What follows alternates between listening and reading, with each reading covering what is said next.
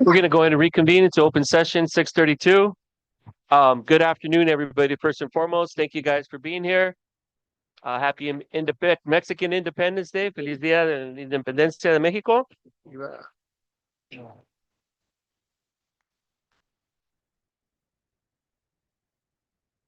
It's a pleasure being here. It's a pleasure having you all. I want to apologize first and foremost. It was a little bit of a mishap as far as to the invitations that were sent out, which is why we have such a huge crowd in a small room. We usually plan accordingly. So as president of the board, I really want to, on behalf of the board, I want to apologize first and foremost for this. I promise we will try to do it as orderly and as fast as possible so that all of our students can be recognized as they should be. So thank you for being here. I do want to do a roll call. Members of the administrative cabinet, Dr. Villegas. Yes, we have Jocanda Padilla, Present. Mark Matthews, Present. and they are present, but outside we have Jasmine Chavez Diaz, Gisela Castañón, Dean Cochran, and Dora Soto Delgado. They are helping with organizing the students, but they are present. Excellent. Moving on to item B, Pledge of Allegiance, and we do have a special Pledge of Allegiance today from a Durfee student. So at this moment, I want to invite Principal Rata to introduce the student.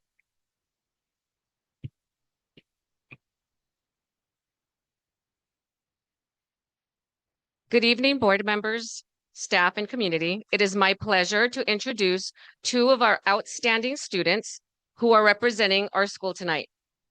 Angel Landeros, a fifth grade student who has excelled academically, and his brother, Giovanni Landeros, who has demonstrated exceptional leadership. The Landeros brothers have contributed greatly to our school community, and we are excited for them to share with you this evening.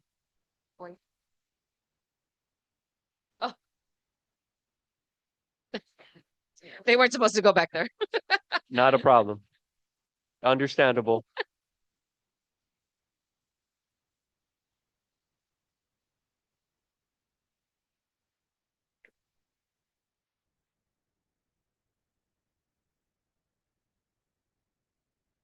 So this is Angel and Giovanni. Hello, Angel. Hello, Giovanni.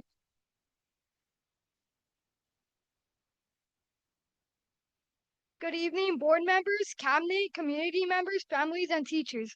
My name is Angel Landeros, and this is my brother Giovanni. We are proud to be Durfee Elementary students. We are more than a school. We are a family here. Every day, teachers and staff encourage us to do and be our best. As Dolphins, we are respectful, responsible, and always ready to learn. I am proud to be part of the only no excuses school in the district, where we are taught that after high school comes college. I've represented Arizona, Oregon, Harvard, Whittier College, UC Berkeley, UCI, Columbia, and ASU. And someday I will attend Columbia and become a scientist. Now please stand.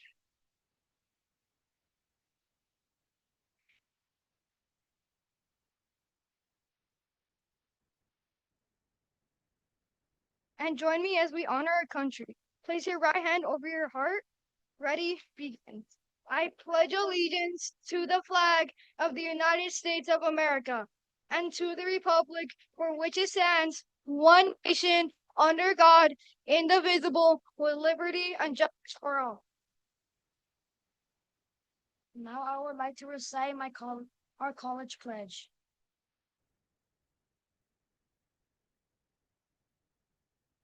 I am proud to be a student at Durfee Elementary School.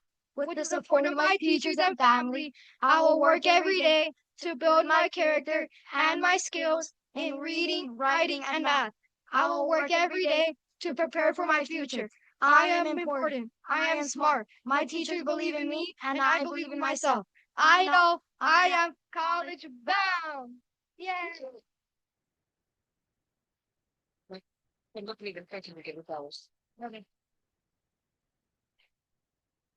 That was said in perfect harmony. We do have some certificates for them. And so, Mr. Contreras, I don't know if we want to invite them up to receive their Absolutely. certificates. Ms. Sarata, Giovanni and Angel, can you guys please come up? We'd like to take a picture and present you with their certificate. And Giovanni, what school or what college do you plan to attend? UCI, excellent. That's awesome. Let's give it up for these two students.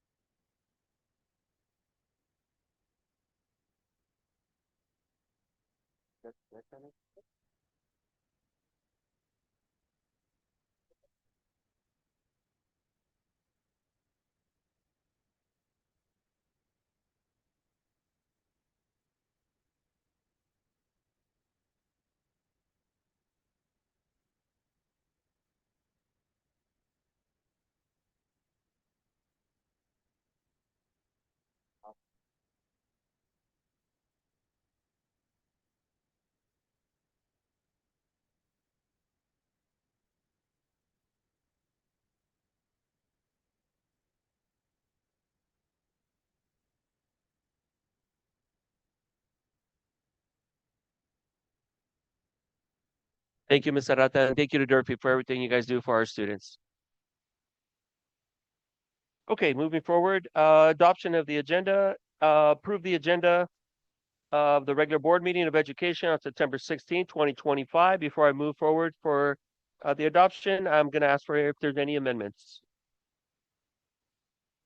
Mr. Yeah. Matthews? Thank you, Mr. Contreras. Item F18, F1, 5A. The effective start date should be 9/16/25. The name inserted, Hasina Gul. Item 18, F1, 5B. Insert the effective start date of 9/15/25. Insert the name Priscilla Rocha. Item 18, F1, 5C.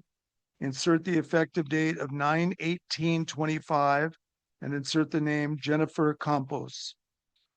Item 18, F2, 2A. Insert the effective start date of 10/1/25 and the name Jolene Santisteban.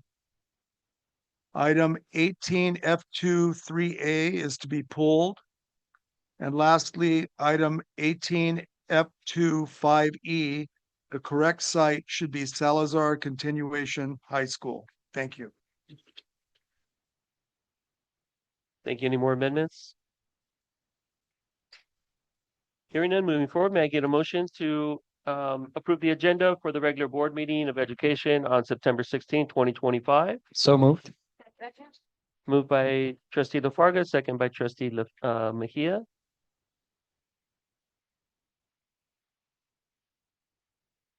Trustee Saavedra? Yes. Trustee Mejia?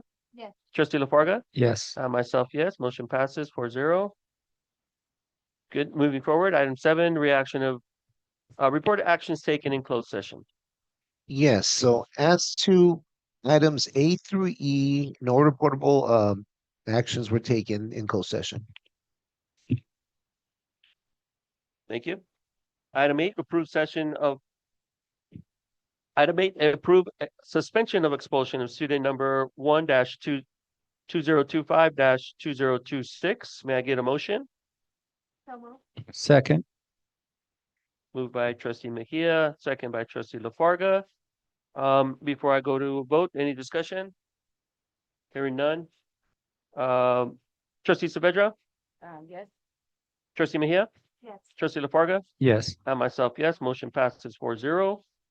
Item 9, student reports, and I'd like to welcome our new representatives. ASB President from El Rancho, Abraham Jimenez. Good evening, members of the board, cabinet, and ERUSD community. My name is Abraham Jimenez, and I am honored to serve as the ASB president of El Rancho High School for the school year of 2025 to 2026.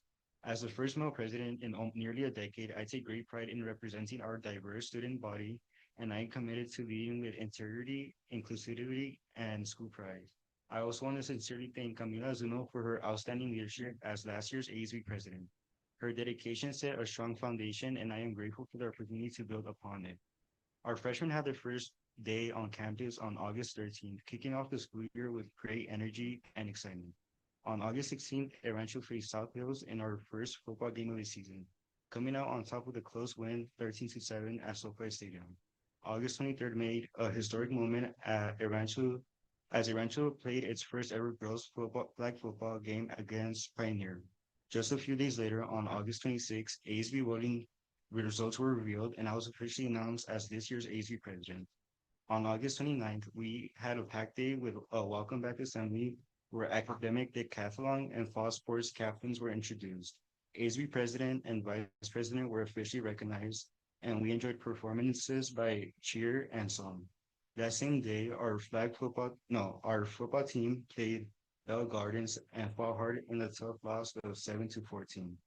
On September 4th, family joined us for a back to school night, followed by a beautiful senior sunrise the next morning on September 5th. Our football team continued its season with a 14-21 loss against West Covina, but bounced back strong with a big win, 31-0, a win over Montebello.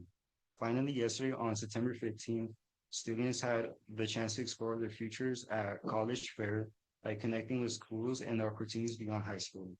Homecoming nominations are taking place this week. The week of homecoming will be October 6th to October 10th. Good evening, and thank you for your time.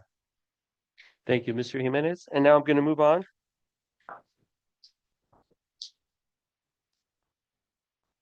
Going to move on to ASB spokespersons from Salazar High School, Danny Espinal. Good evening, members of the Board of Education, District Administration, teachers, cabinet members, and community members. I would first like to take this opportunity to introduce myself. My name is Danny Espinal, and I'm currently a senior at Ruben Salazar High School, and I am a member of Salazar ASB. It is my honor to be the ASB spokesperson for the 2025 to 2026 school year. It is a pleasure to be here tonight and to inform you of events on our campus. August 14th marked the start of our school year, and we've had a fantastic start. We're 6 weeks into our first quarter. There are only 3 weeks left before the end, so students are working hard. On August 28th, we held our back to school barbecue, giving parents a chance to come into our campus, talk to our teachers, and get to know our staff. We appreciate the support and attendance for all ERUSD staff and board members. Thank you again for your support. On September 11th was our parent-teacher conference. Parents came out to see the progress of their students and how they're doing in school. We thank all those parents who attended. Our campus started implementing our new Sona Grown program yesterday, September 15th. Teachers can check in with their students using the program to determine if anyone needs assistance. On September 25th, ASB will be hosting our senior sunset from 5 p.m. to 7 p.m. Seniors will come and enjoy the evening as they embark on their last year of high school. Thank you very much for your time and your evening. Thank you so much to both of you. I just want to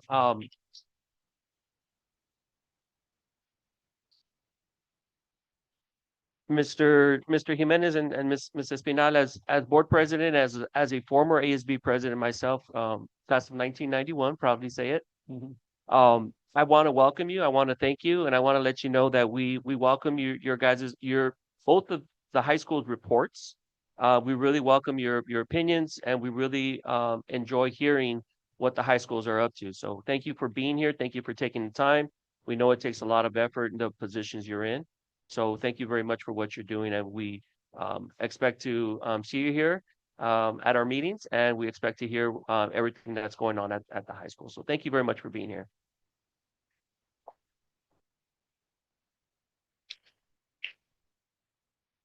Great. So now we got to the great moment, the best moment of all, right? Awards and recognition. So I'm going to go ahead and move forward to student recognition for exceeding expectations at ERUSD's Accelerated Reader Program and becoming a member of the Million Word Club. Yeah, wow, great.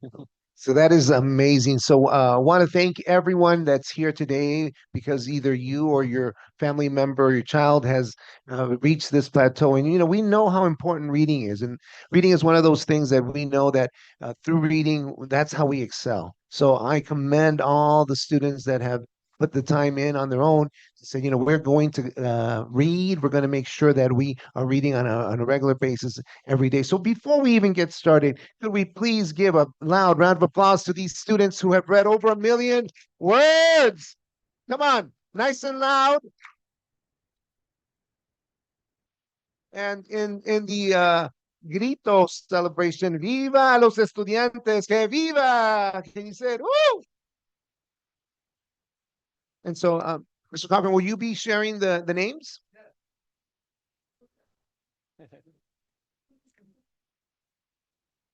Good evening. It's a very, very energetic buzz in the back over there. Our first group of students will be from Durfee Elementary. These are the students that are currently at Durfee Elementary. We have Aaliyah Escobar,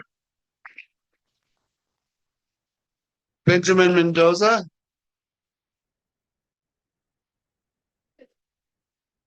there we go. Aaliyah Escobar, Benjamin Mendoza, and Ian Thim.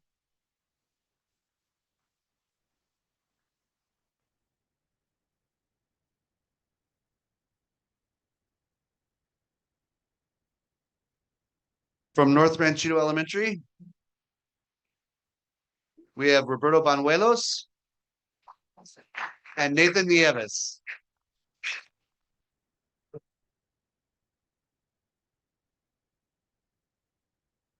From Rio Vista Elementary, Zoe Cruz and Fernando Morales. From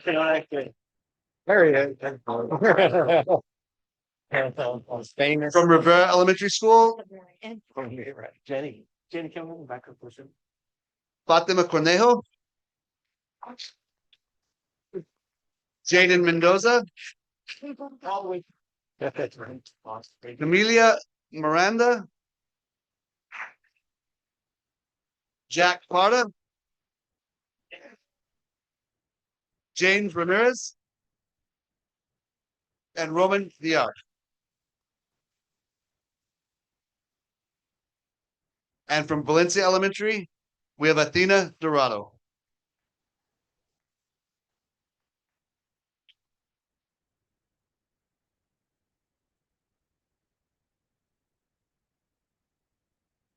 And these are our elementary students from the Word Club.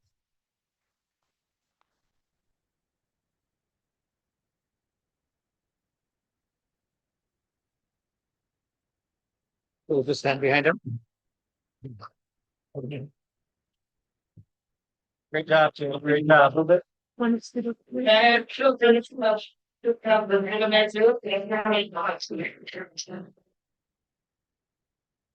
As we are lighting, I do want to welcome the principals to come up.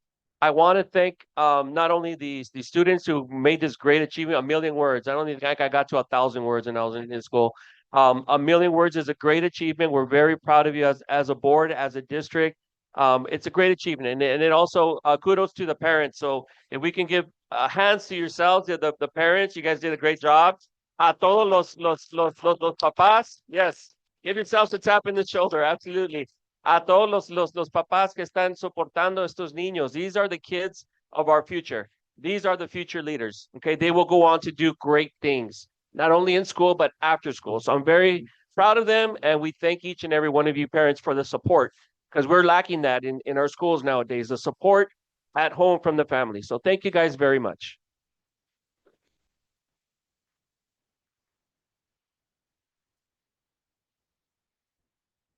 Number 1, 2, and 3. And then keep going forward down to 3.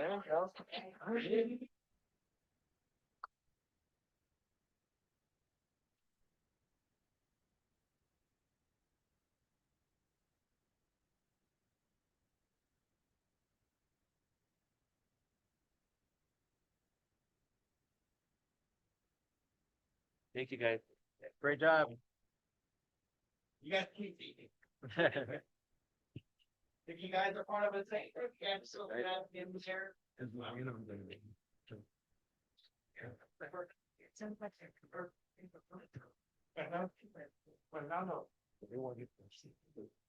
Yeah. Getting another one. Yeah. That's just He'll be here all night. But then he can still be Yeah.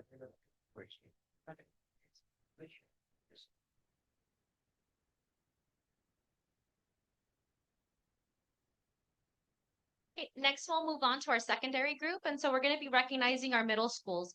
A lot of these students earned this distinction while they're still in elementary. So before we bring up North Park, we just want to make sure we acknowledge their feeder schools, North Ranchito, South Ranchito, and Durfee. So from North Park, Nolan Villarreal.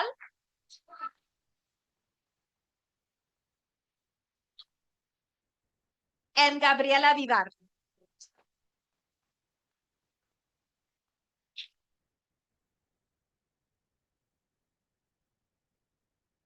From Rivera Middle School and its feeder middle schools, Rio Vista, Valencia, and Little Rivera. Lindsay Castellanos.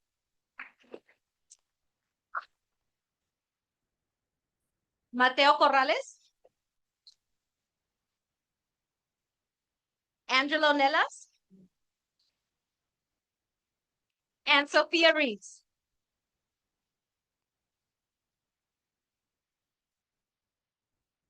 Do you want to do pictures now? The next group's a little bigger. Yes. Yes. Yeah, can you have you guys back up and line up right here in a second? Back up a little. And let's put over that way. Yeah, perfect. You guys want to see him? Yeah. Good. 1, 2, and 3. 1, 2, and 3. 1, 2, and. Good job, you guys. Good job. Congratulations. Congratulations. You guys can find your phone. Thank you, guys. If you're getting the perfect pass score also, you might want to go back into the room. Otherwise, thank you so much. Sorry. Principal? Come back, come back. Sorry, want a picture with your principal?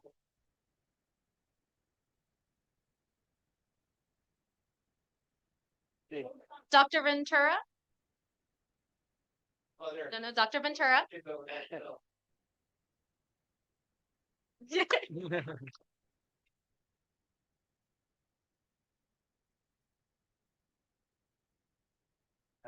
Dr. Oh, wait, what? We got one more, we got one One more. No, she's coming next. Oh, okay, gotcha. Okay. Perfect. Try getting right in between. Perfect. Okay, ready? 1, 2, and 1, 3. 1, 2, and. Thank you. Thank you again.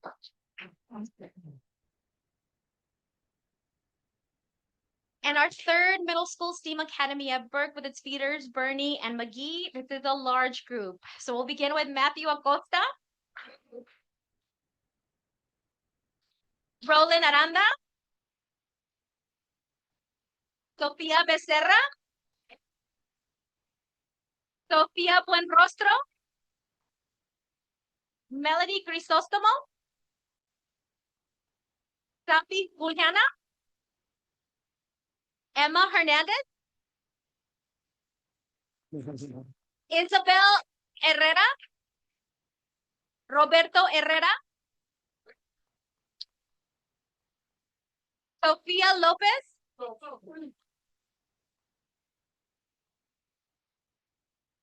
Isabella Lopez.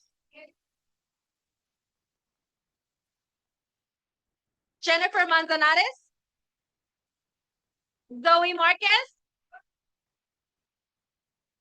Kaylee Moreno. Diego Navarro Lopez. Alexander Olacio. Vincent Prado. Dominic Quesada. Liam Ceneres.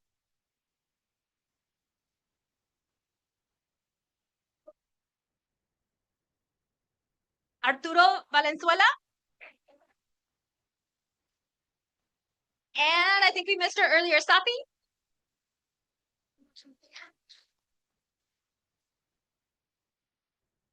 Congratulations to STEAM Academy at Burke.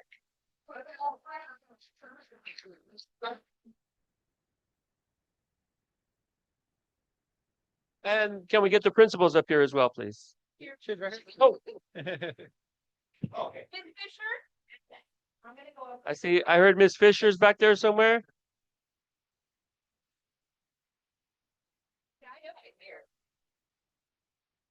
Oh, she's got it. Okay. Is Miss Melgar here? I know she has some of her students. Yeah, Miss Melgar. Yeah, I know she's here. Come on, Miss Melgar.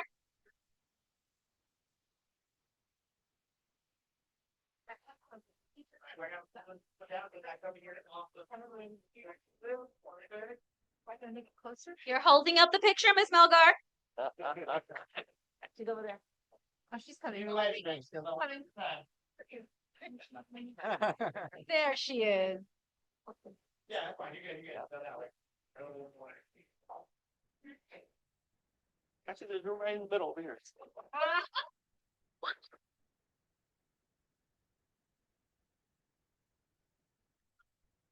Over there. And 3. 1, 2, and 3. Perfect. And I'm just going to change it up a little bit. I want everybody on the parent side cheering them on. 1, 2, and.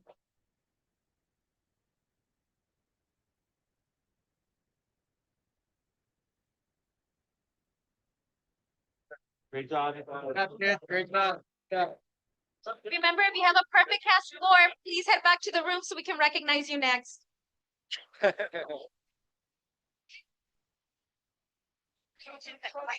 Get back there. Did you say they had the board? Yeah. We have one more group. Yep. I didn't hear. Ms. Katsanon, the high school?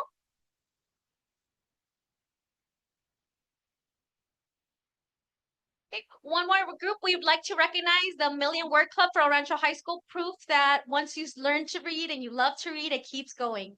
So first, Jacob Campos.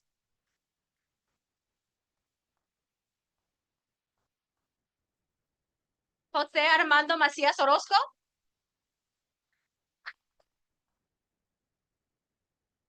And Drina Tavar Guzman. We want to make sure we recognize all our students, whether they could be present or not. Absolutely.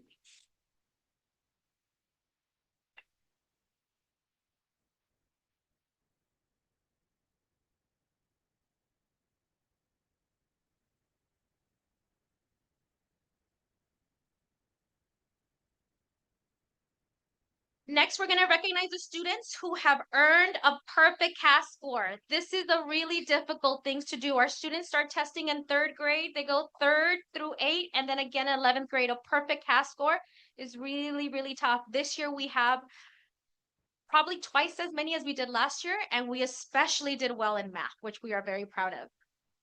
So I'm going to begin. I'll let you know the school and the grade level. So our first student, I'll start elementary ELA, North Ranchito. So I'm going to read the English perfect scores first. So 4th grade, North Ranchito, Jacob Alcantar.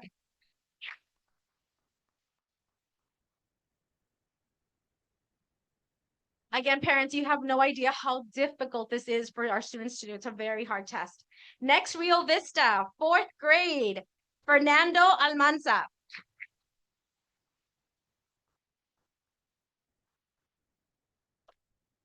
Next, we're gonna go on a little streak with McGee. 4th grade, McGee, Camila Rayo.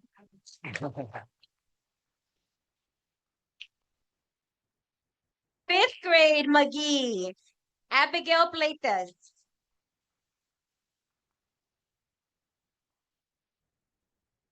5th grade, McGee, Elena Potter. And back to Rio Vista, Avery Reese, 5th grade.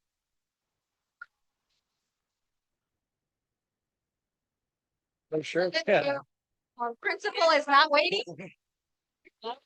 We're repping.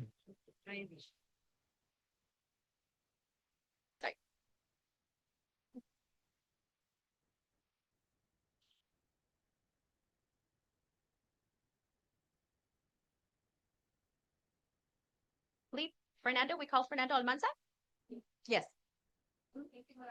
Oh, Fernando Morales.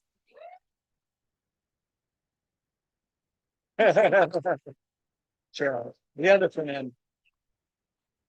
Sorry.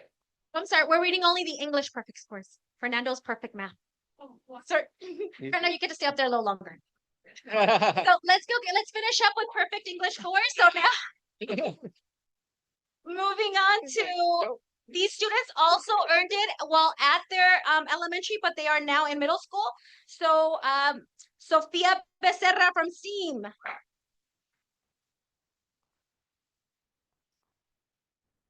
Previously at Bernie.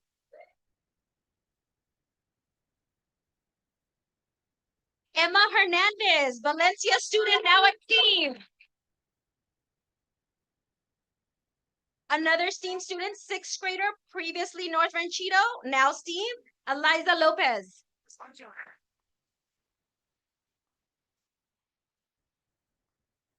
Another sixth grade STEAM student, previously Bernie, Stevie Silva.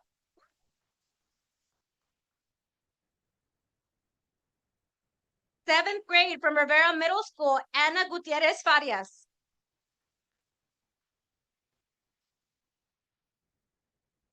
Seventh grade STEAM Academy, Altair Torres.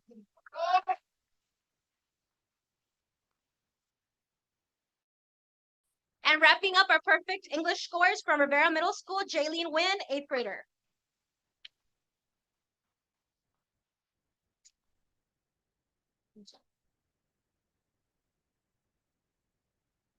The parents, these are our perfect English scores. Wow.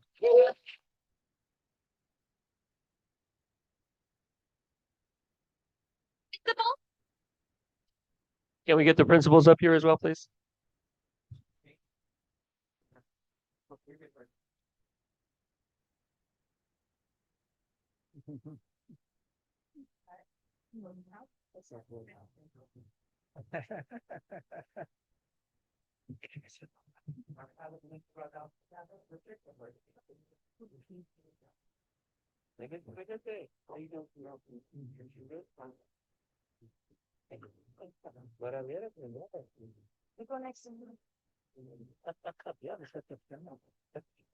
Alright, go. One more. Ready?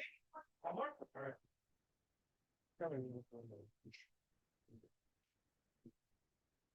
Oh.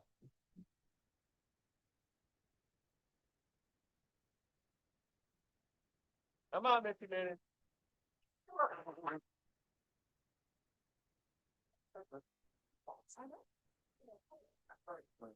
Ready? 1, 2, and 3. 1, 2, and 3. 1, 2, and.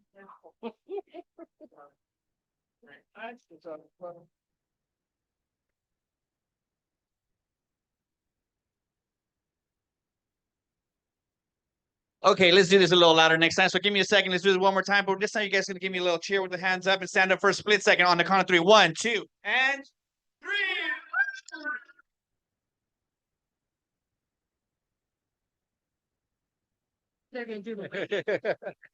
Thank you. If you have a perfect math score, we're going to call you up one last time. Okay,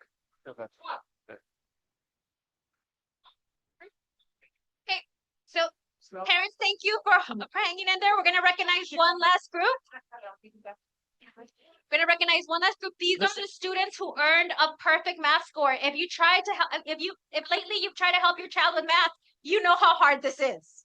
So this year we have 15 perfect math scores. We'll begin with our fourth grader from North Ranchito, Roberto Banuelos.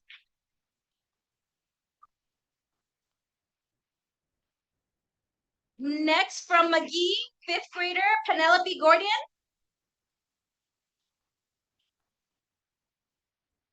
Fifth grade from Valencia, Martinez Chi Christopher.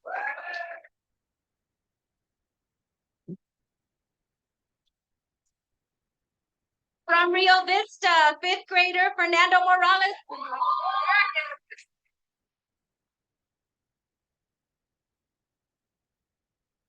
Good job. Come From SEAM Academy of Burke, seventh grader, Aiden Ancuiano Villanueva. Seventh grade STEAM, Zion Nomini.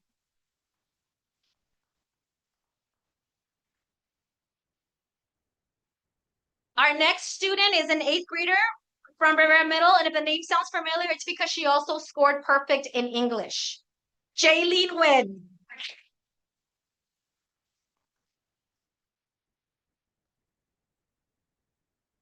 Also 8th grade from Rivera, Yaretsi Ramos.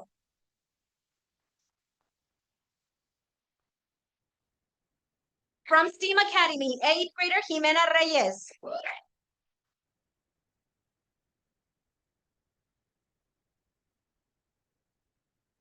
Previously at STEAM, now a 9th grader at Rancho High School, Eric Cardenas.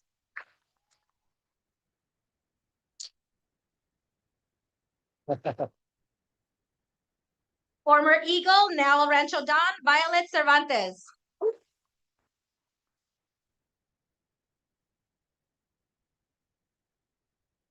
One more Rivera student, now 9th grader at El Rancho, Christian Rivera.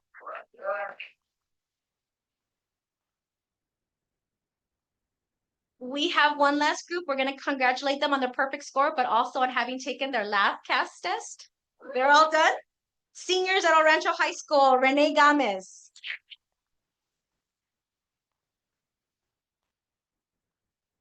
Senior at El Rancho High School, Jaden Nguyen.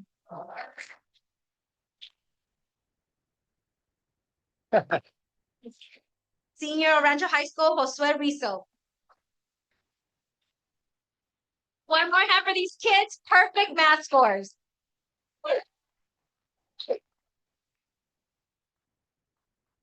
Like to invite the principals, please, if they're available. Principals, assistant principals, deans, anybody that's here from the schools, please come up to take a picture with your proud kiddos. Teachers, counselors.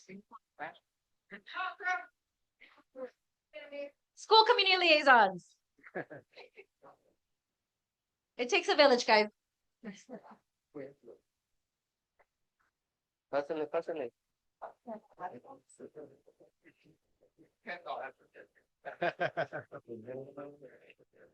Christopher. Christopher.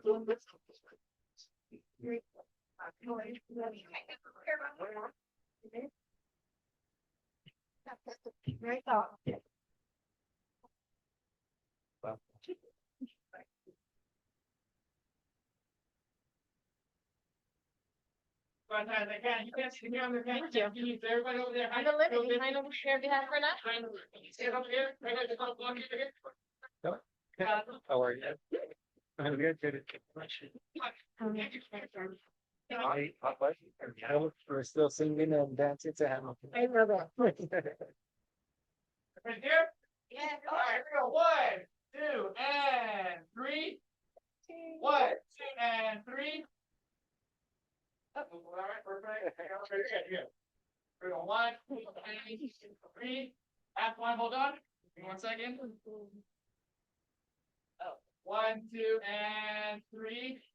3. 3. Okay.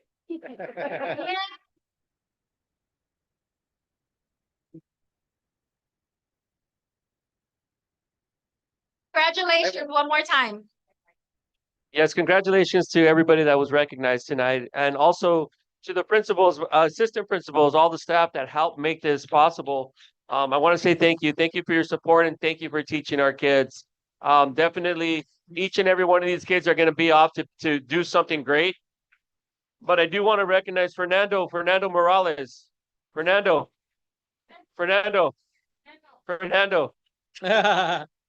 Right here. Great job today, kiddo. I know you're going to do great things in the future. Keep it up. Good job. Good job, Fernando. Like I hear voices. Are we more presentations or want to take a break? Okay. I'm gonna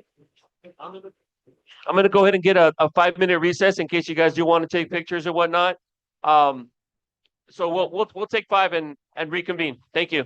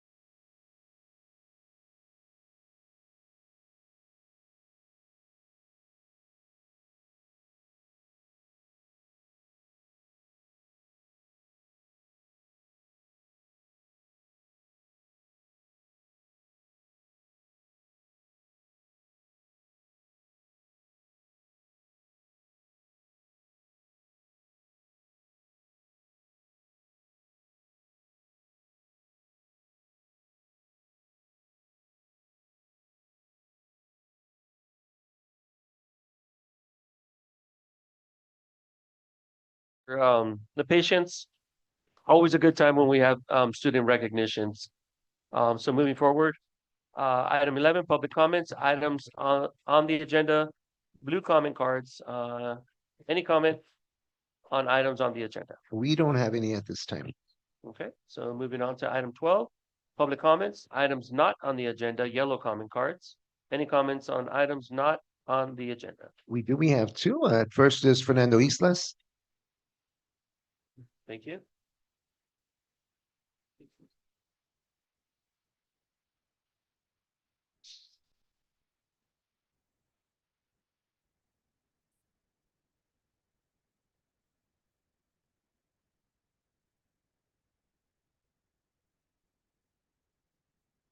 No. Good evening, board, everyone. To begin, I want to congratulate the awardees from this evening. Congratulations. I'm always in awe of what these students can do. I came in today to continue where I left off from last meeting's public comment. The humanities assignment given to my child, a student of this district in the 6th grade. As you know, because I handed you a copy of the assignment during last board meeting, the assignment is spreading Israeli propaganda. It instructed for students to color all of Israel yellow, and in parentheses it said to include Gaza and the West Bank. If that's Israel, why are the Israelis currently bombing and killing the Palestinians by the tens of thousands? And now they're saying by the hundreds of thousands just within the past 2 years, leveling every building in Gaza. The colonization is a huge part of why the Palestinians are currently undergoing their genocide. I want to say this type of material should not be given to our students at our schools. Speaking of our schools, I was made aware this week that there were memorial ceremonies for moments of silence throughout the El Rancho schools for the victims of 9/11. Great. But when are we going to have a moment of silence for the Palestinians that are currently undergoing a Holocaust, largely facilitated by this country? I saw pictures online of Rivera Elementary kids holding little American flags that they later staked on the ground. I want to say stop indoctrinating our kids. If this country wants to continue to terrorize and kill people of color abroad, let them do it on their own. I couldn't help but notice that the firefighters that were present for the event at Rivera Elementary were all white. It just seemed off and eerie, to be quite frank, especially during a time when they're currently picking up their deals and tias off the streets and quote unquote deporting them. I'll even go as far as to ask this district to look into ensuring that the Pledge of Allegiance isn't being recited in our classrooms. These kids shouldn't have to pledge allegiance to a flag of a country that's currently doing what they're doing to the Palestinians. Pico Rivera, I urge you to stand with the Palestinians as they fight off their colonizer. Boycott companies such as Starbucks, McDonald's, In-N-Out, whose CEO is Israeli, Disney, who donated $2 million to Israel in October 2023. Don't give your vote to politicians supporting Israel. The world should be at a halt for what is happening to the Palestinians, because if it was happening to you, you'd want the world to be at a halt for you. I also want to say to stop inviting the council to our school events. They've done nothing throughout these 2 years to ensure that the 20,000 plus kids out in Palestine not be undergoing what they're undergoing. Thank you. Have a great evening. Thank you, Mr. Islas. Next, we have Patty Contreras.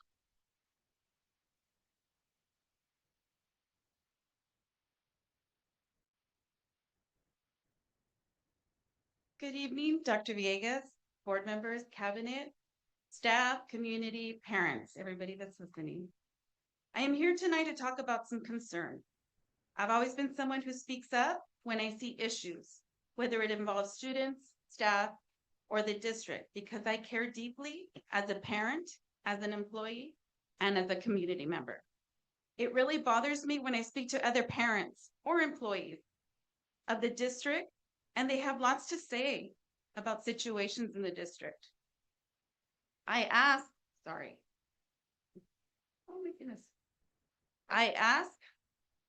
Why don't you go to the board meetings and speak on these issues or simply send an email?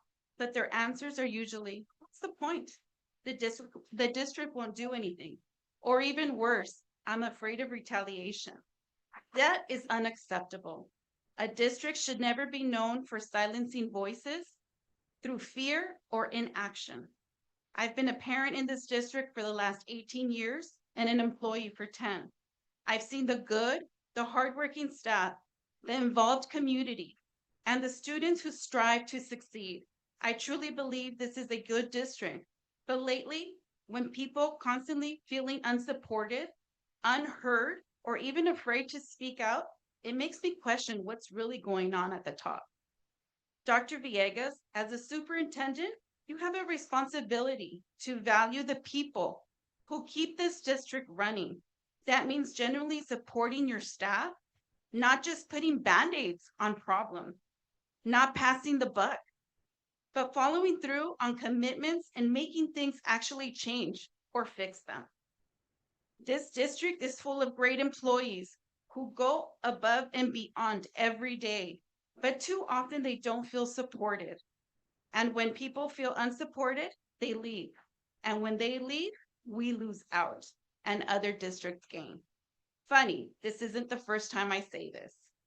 Just the other day, someone outside the district told me how sad it is that decisions are being made by people in higher positions who don't even understand how things work on the ground. They don't ask questions. They just implement decisions and expect things to run smoothly. That's not leadership. Leadership means knowing your departments. It means listening to those who do the actual work. It means respecting and valuing every employee. At the end of the day, this district is powered by its people, office staff, teachers, aides, custodians, cafeteria workers, and so many more. They deserve to feel supported, seen, and heard. Thank you. Thank you, Mr. Chair. And that is all for public comment.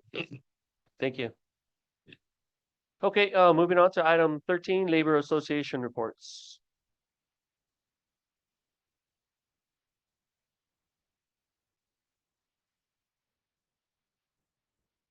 Good morning. Oh, good morning. I want to start a new day already. Good evening. I'm Lilia Carrion, president of Rancho Federation of Teachers. This is for the community. One thing, I didn't fill out a card to talk on an agenda. Item D12 that's dealing with reading, for example, AR. I hope that the board supports it and passes it.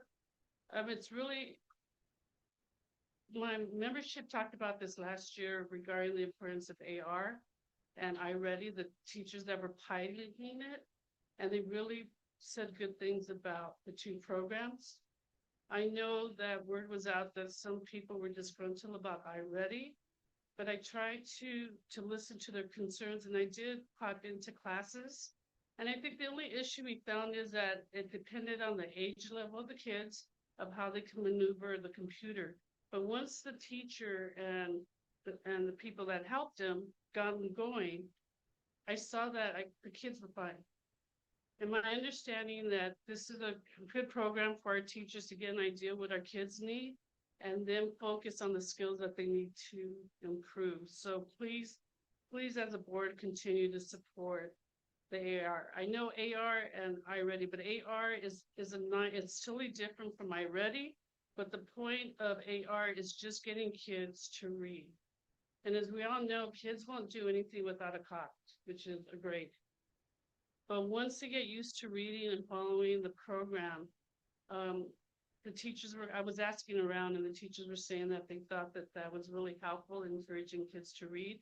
And by the audience, I couldn't get a seat, I was next door, that, our kids do enjoy reading once they are put into a routine.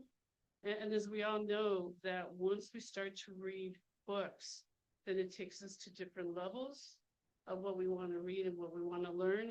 And for many of us, that is a lifelong skill that our kids are going to need. They spend too much time on devices. And I'm wondering in the next few years, we're going to go back to the old fashioned way of doing everything on pen and paper because we find that our kids are so used to looking at a screen that they're losing the ability to take responsibility for their learning. The other item I'd like to cover is class size. I know I brought it up in the previous meeting. I did talk to Mr. Matthews. Thank you so much for meeting with me and going over the numbers. It gave me some insight. We are having an issue of declining enrollment. But I think if we find ways to work together to find a solution that will help the teachers. I understand that LCAP is a way to do something with getting the necessary personnel and not necessarily hire more people that we're going to have to rip later if the numbers get worse. But I think the reality is that the kids are not coming to Pico, and we really need to come to terms with that. But it impacts the class size. So, you know, we need to find a way to be able to help our staff and help the kids and keep the district financially solvent.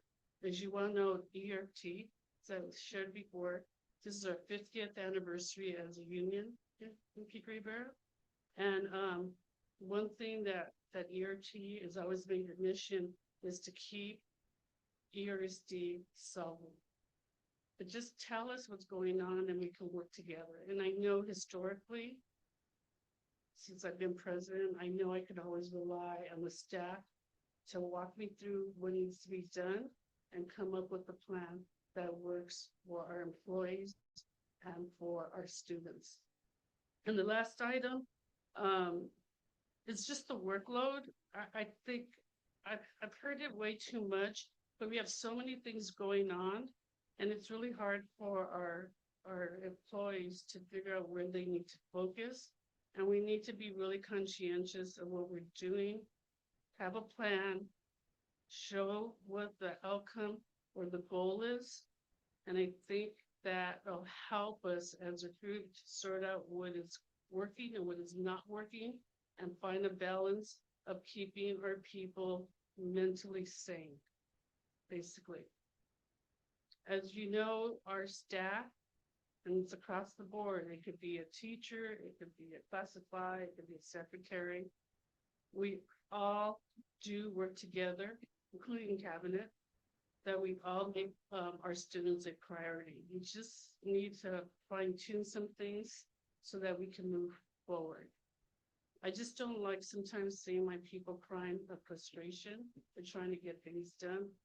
Fortunately, cabinet is always supportive of my whims. I don't know if you call it whims, but just suggestions of how to alleviate a little bit of the stress. And all of us are going through it. It's just really a difficult time overall of the nuttiness that's occurring outside our doors and our homes. And I always say that in life, something needs to be normal and safe, either your home life or your work life. But if both of them are in chaos, it doesn't work for the individual. And so if we could just think about that. How do we make the work life of all of employees? As you know, I always speak on behalf of all employees in this district because you know how much I care about it. So let's just think about what is best for everyone involved and let's move forward. And I always appreciate that you allow me to share my thoughts with you. So thank you. Thank you, Ms. Carter. Thank you, Ms. Carter. Any more? The CSA will not be attending today. Okay. So moving forward, information items, presentation. Second. Presentation of the El Rancho Unified School District's 2024-2025 unaudited actuals to the Board of Education.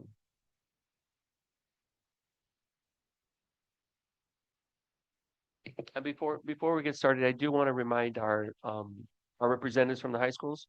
We understand you guys have homework and other things, and feel free at any time. You're more than welcome to stay, but anytime you feel you need to leave, please do so. Thank you. Good evening, Board President, Board of Trustees, Superintendent, colleagues, members of the public. I'd like to introduce Mrs. Huntenberg and Mrs. Lucio, who insisted on doing this presentation. Nevertheless, I am always available for questions. Oh, and above all, I want to thank not only their leadership, but also all of the fiscal staff in their support and hard work in getting us to closing the books and being able to produce this financial mandated report. So I'm going to have you pause for just a quick second before we move forward, because I do know if there's people online, I think we need to get the audio going as well.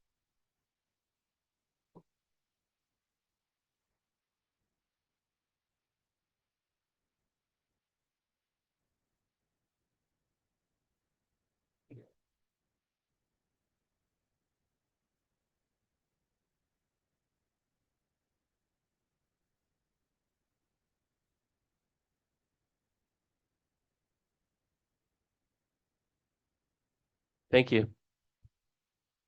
Yes. Hello, my name is Laura Lucio, and I'm the Assistant Director of Fiscal Services. Each fiscal year, school districts are required to prepare and submit key financial reports that ensure transparency and accountability. Our budget cycle begins on July 1st, and annually we need to submit 2 interim reports. The first interim is presented by December 15, and the second interim is due in March.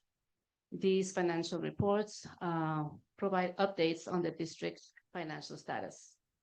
The unaudited actuals are prepared and presented at the close of each fiscal year, reflecting the district's financial position.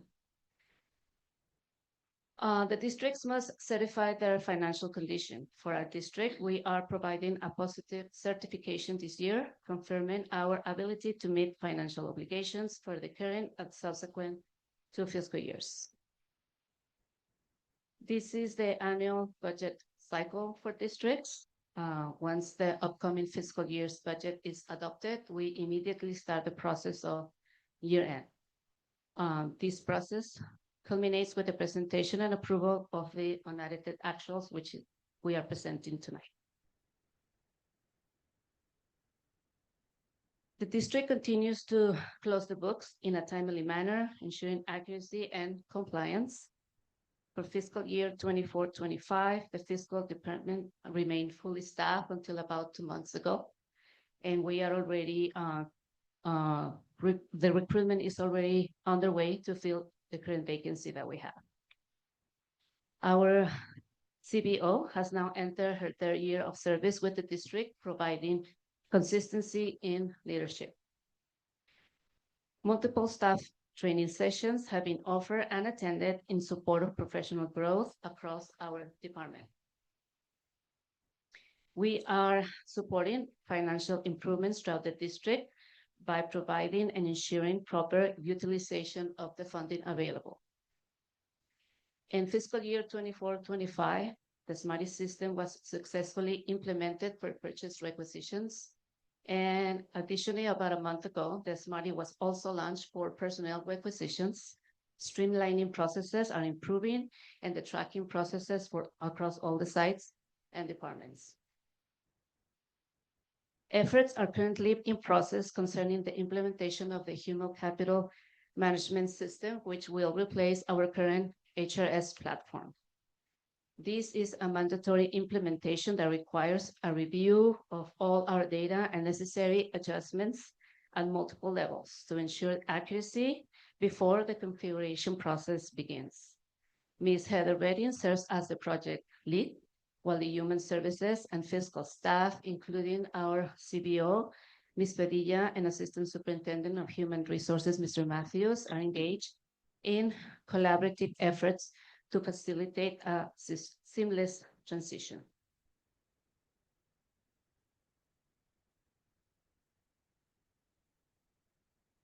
Okay, for fiscal year 24-25, LCFF was fully funded Any changes that were made were based on cost of living adjustment and the ADA, the average daily attendance. Enrollment, the district continues to experience declining enrollment, which I'll expand on next slide. There were increases in pension expense, not for the STRS. STRS remained flat at 19.10%, whereas PERS in fiscal year 23-24, it was 26.68%. And I'm sorry, for 23-24, and then for 24-25, it was 27.05%. We are expecting to project 26.81 for fiscal year 25-26. As Laura mentioned, there are high facility needs for ongoing maintenance for the aging buildings and equipment replacement. We will look at the general fund contributions to the restricted programs, which I'll expand on in the next couple of slides. And for the special ed program, routine restricted maintenance and one-time funding for 2 programs that we had to contribute to.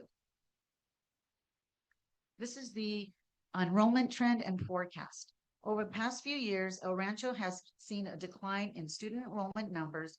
Currently, enrollment is decreasing due to factors such as population growth, housing development, and local birth rates.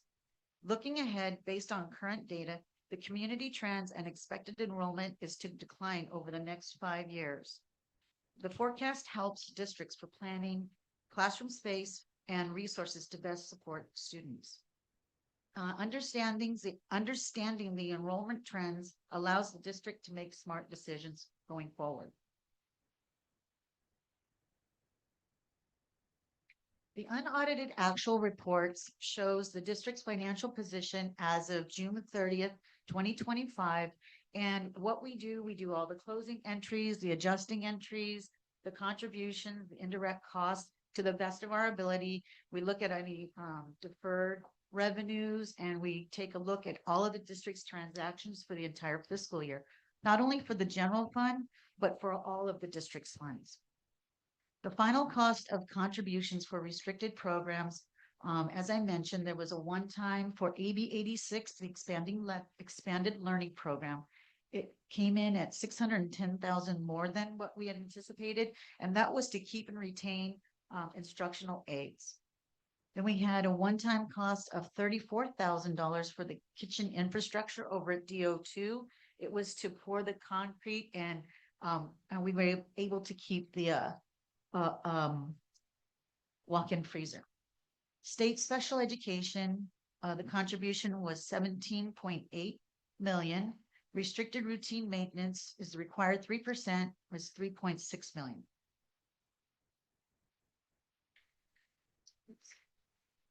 This is the district's general fund revenue.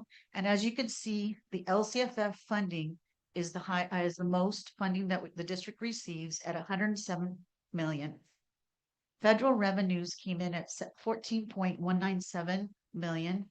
Other state revenue came in 25.581 million. Other local revenue came in at 10.862 million. And the contributions for those restricted programs, the total was 22,059,000. And the 900,000 is Fund 20 transfers in for other post-employment benefits. And we will see this change in the future because we're working on section 115. It's for the OPEB trust account. And we're currently receiving proposals to look into this.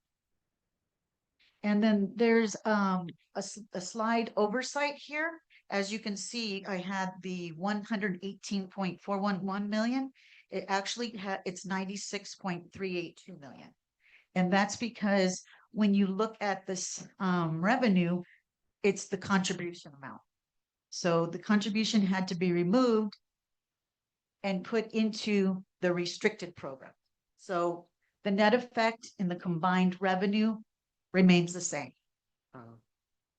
And on the restricted side, yeah, there's 62.297 million.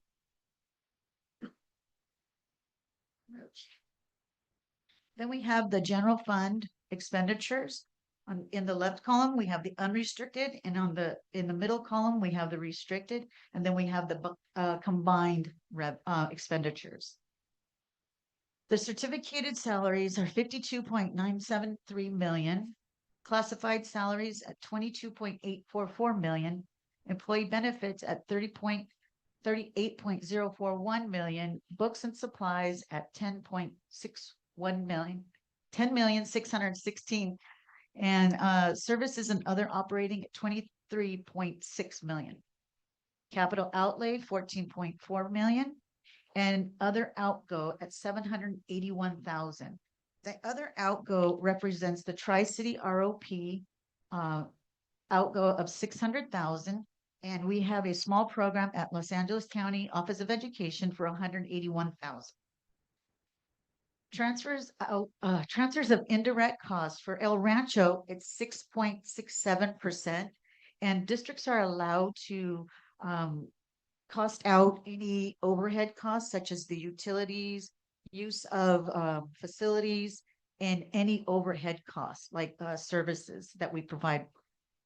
And then, as you can see on the restricted side, we have 862,000, leaving a difference of 366,000. That is because the district is also allowed to use some of the other funds that the district has, is like Fund 11 is the adult ed, which is about 47,000 in indirect, and Fund 12 at 92,000 of indirect, and Fund 13 nutrition services at 227,000. And then one of the concerns when we look at this slide, we see the net decrease in fund balance. So what that represents, that 4 million, that represents the district received 96 million in revenues, but had 100 million in expenditures. So that is something to keep our eye on and something to look at when we start working towards first interim. And on the restricted side, we see that 3 million, but on the restricted side, that's a okay thing, because what the district is doing is they're spending down their legally restricted ending fund balances. And that's what districts should do. Okay. We started fiscal year 24-25 with 22.193 million in the unrestricted, and we didn't have any audit finding, which is great. And so, as you can see, that 4 million, that deficit or that decrease in ending fund balance leaves the general fund unrestricted ending fund balance at 18.123 million. And some of the set asides for that money is 3,000 for revolving cash, 98,000 for inventory, 9.7 million for committed funds, and the 8.28 million for reserve for economic uncertainties. And then on the restricted side, we have 24.181 that we started with. Again, no audit adjustments, but we do have an other restatement of 11.594 million. That other restatement is California Community Schools Partnership Program. That program or that funding came in late in fiscal year 23-24, so we had to recognize it in fiscal year 24-25. Again, these are unaudited actuals, and so when the auditors come in, they will audit this item and let us know if our funding, our processing is accurate, which we believe it is. So then you see the net decrease of that 3 million, and again, we're still okay. We're just spending down our legally restricted ending fund balance.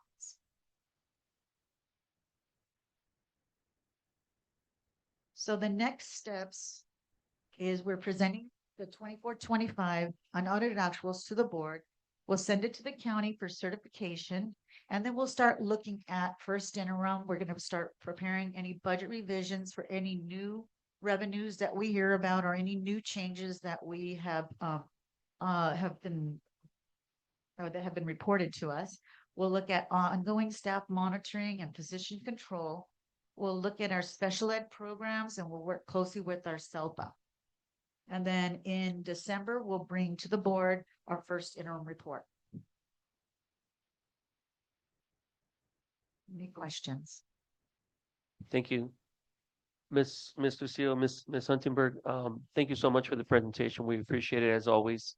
I'm going to open it up for questions from the board. I'll start over here with Trustee Saavedra. Comment? Yes. Thank you. Thank you guys for your report and thank you for your diligence and always trying to find new revenues and piggyback and everything that you do for the district. I think that it just goes back to looking at the meat and potatoes of what can we do? We can only control what we can control, right?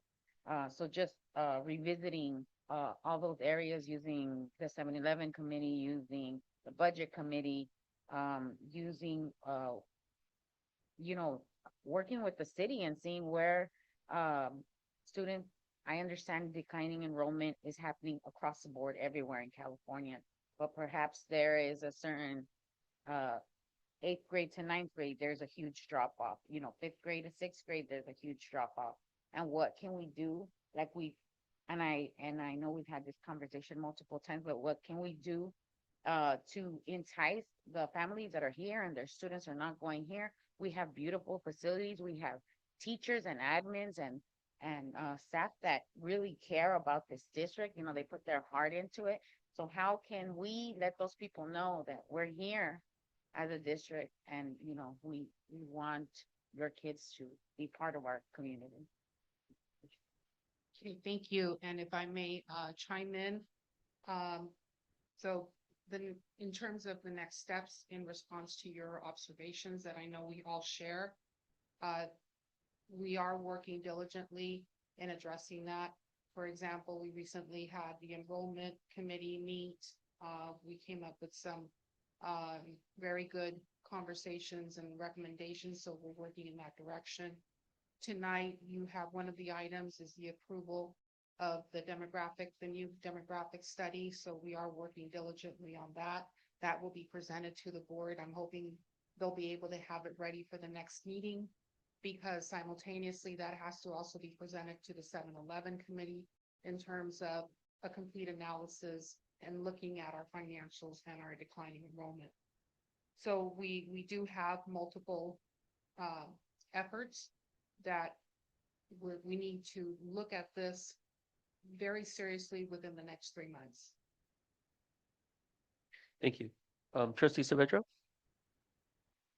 I'm sorry, Trustee Mejia. I'm looking this way and Trustee Mejia, my apologies. No worries.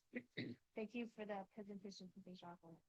Thank you for the presentation. Along the same lines, I have the same comment regarding what we're doing to be proactive. And yes, I know we have the 7-Eleven committee, as Trustee Saavedra mentioned, but along those lines, I would like to receive, if there's board consensus, the meeting dates for these meetings. You have the enrollment growth committee, and then you have the budget committee, and I believe that you have one more. Well, benefit committee as well, right? Because that's something that's a huge cost towards the budget. So if we may receive the information as far as when the meetings are going to be scheduled, because some of the concerns that I have heard were when they get canceled. So if there's a schedule, everyone's on the same page and we're all working towards the same goal, and just look that there's visibility as far as people are able to see the meetings are scheduled out. It's not going to be next month all again of the date. No, they're scheduled out, and then that way we can see the progress, which you are making. Thank you for that. Thank you for the recommendation that's already on today's report for the demographics. We have new construction in the city, right? So that's going to be something that is going to be helpful for our declining enrollment, but we need to get that marketing out there, get the programs out there for the incoming families so that they want to stay here. We had last meeting yesterday, and the board liaison from Lakewood is Dr. Chan, and she mentioned that she had the whole mess of inter-district permits on her desk. So she was asking the tri-districts, please work with your families so they know what amazing programs you have. So again, I know we're doing a lot of great work, but let's continue to do that work, and let's get really detailed and organized so everyone's on the same page and we all know which way we're going. Thank you. Thank you, Trustee Mejia. Trustee LaForga? Yeah, Excuse me. Thank you for the presentation. I don't want to be redundant, so I really just support the comments of my colleagues in terms of us getting proactive at this point to ensure that we keep our students in the district and we recruit more students, even from our neighboring communities, as they do with us. We went to a conference last week and we learned a lot around high-level parent engagement, and I think that's part of the formula for us to look at and continue to elevate.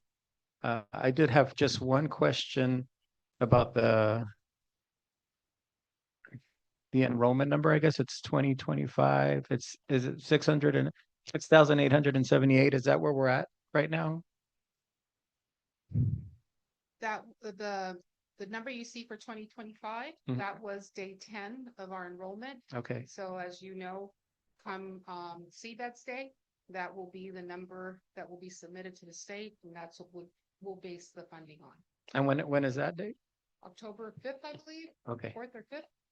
Great. If we could get that number, Dr. Vegas, in a board update, that would be great. Thank you. I also wrote that down. Thank you so much for the presentation.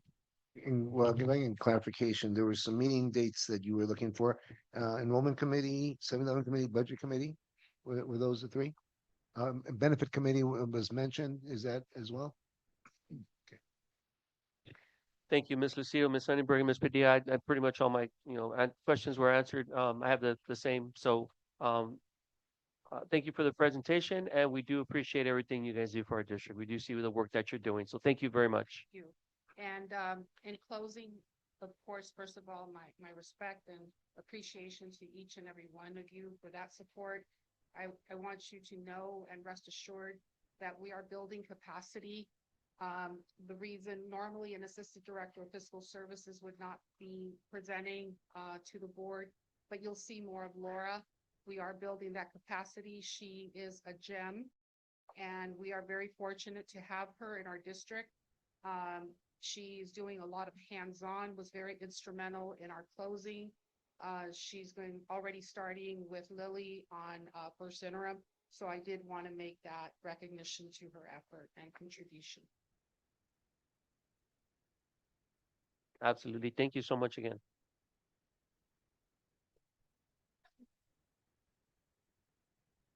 Oh, that's right. Ms. Sonnenberg, can you please step up to the podium again? I'm sorry. You did say this was your last one? Yes, sir. You'll be retiring this year? Yes, sir. Oh my God. So thank you double the amount for what you do. We do appreciate everything, and we see all the work that goes behind all these numbers. And I don't know what we're gonna do without you. I truly don't.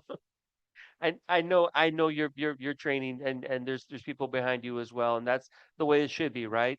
Get the next one, so when you step out, we're gonna be in good hands. But we do see and we do appreciate the work that you've done for this district. So Thank you. is it at the end of the school year? Is that what? Correct. We'll Yeah. have something big planned for you then. Oh, thank you. And you have such a fantastic team. Absolutely. This district, what a wonderful community, amazing people, wonderful. If you don't mind me asking, how many years have you been with the district? 10. Thank you so much.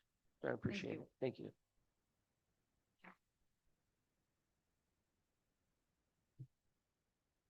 Thank you. Before I move on, did you want to add anything else on to the presentation, or we're good? Okay, so we're going to be moving on to item number 15, discussion. Receive a first reading, revised board policy 0440, district technology, plan and deletion of administrative regulation 0440. And so this is a discussion for some first reading on some policies that are landing mostly in the ed services realm. So as Jasmine, to just share a few of the updates one at a time, so we can just consider those for first reading. So beginning with board policy 0440, this is regarding the district technology plan policy. And one of the first things that it says is that along with in our philosophical paragraph, we also have to warn against the negative consequences of technology and some of the dangers there. Additionally, we have to make sure it aligns with our policy with our technological resources, our district goals, objectives, academic standards, and the safe use of technology. The last part is that they no longer require a district technology plan. So that meant that we were deleting the AR 0440. That's the kind of a big picture of the changes there. Thank you. Seeing no further discussion, I'm ask for questions or comments from the board. I'll start here with Trustee Saavedra.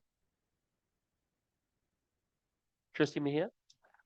Yes, so just to checking for understanding, so there would be no technology plan required? Not required. We would still have to have stuff, like we would build something, but we are no longer required to have it. In the format that it was before. We'll still have a technology plan because we need to make sure we know what we have, what we're growing, what our goals are, the way that we're preparing our kids from TK to 12 with technology, but it's no longer a requirement.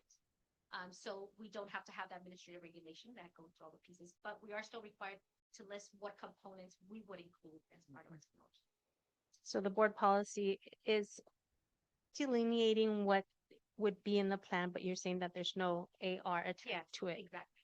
Okay, because that was my concern. Like, We still need one. yeah, we just don't have to have the AR to go with it. Okay, thank you for clarifying that. Trustee Lafarga? No additional questions. Same here, no additional questions for myself. So moving forward, item B.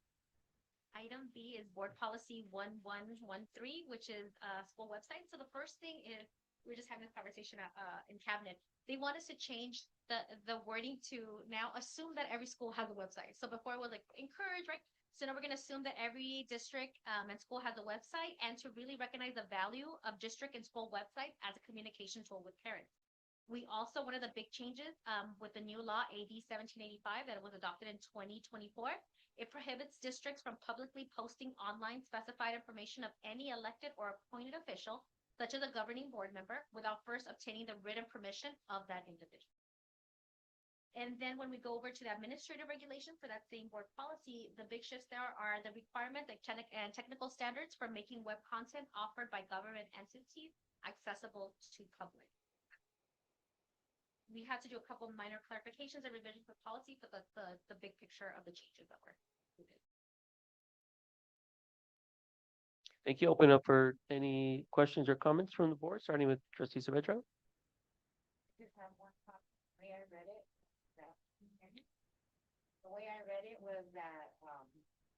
the way I read it was that, so now there's gonna be consistency across all websites.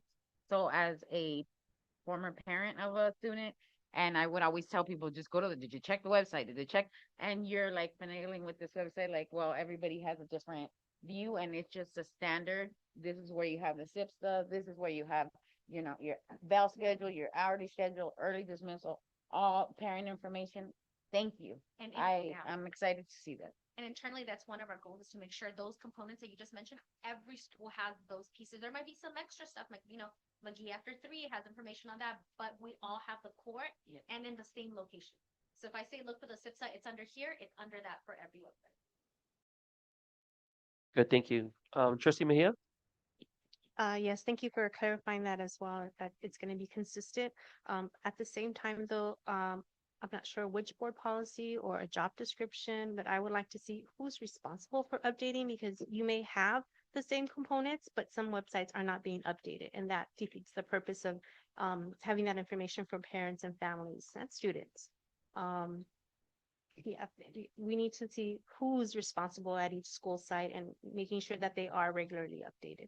And that is one of the discussions we were having in cabinet today regarding that piece. We were looking at the various job descriptions, and it doesn't appear to have been on some of the job descriptions. So we're evaluating that, and it's landed on the site, and the sites have had some purview as to who at this moment in time, but we do need to tighten that up to make sure there's a specific person that is in charge of specific things with the site, like the general things for the that are going to be the same in all of them. That's something that we might be able to do. We might be able to centralize. So like, because we know that it's going to have the same type of information for all of them, we might be able to do something like structural minutes, things like that.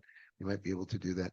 But we're exploring to see, who in fact, if there's going to be an individual that's actually in charge, that's going to actually do the update. Right now, the site principal has purview over that, but they've assigned different people for that. Thank you. Thank you. Trustee Lafarga? Thank you. I had the similar question around the responsibility of who's going to do this. And also at what cost, where are we at in terms of meeting these requirements? Not that we have to answer that now, but it would be great to know, like, how long is it going to take us? What cost is it? And yeah, I mean, the impact just, from a workflow standpoint. Absolutely. Thank you. you.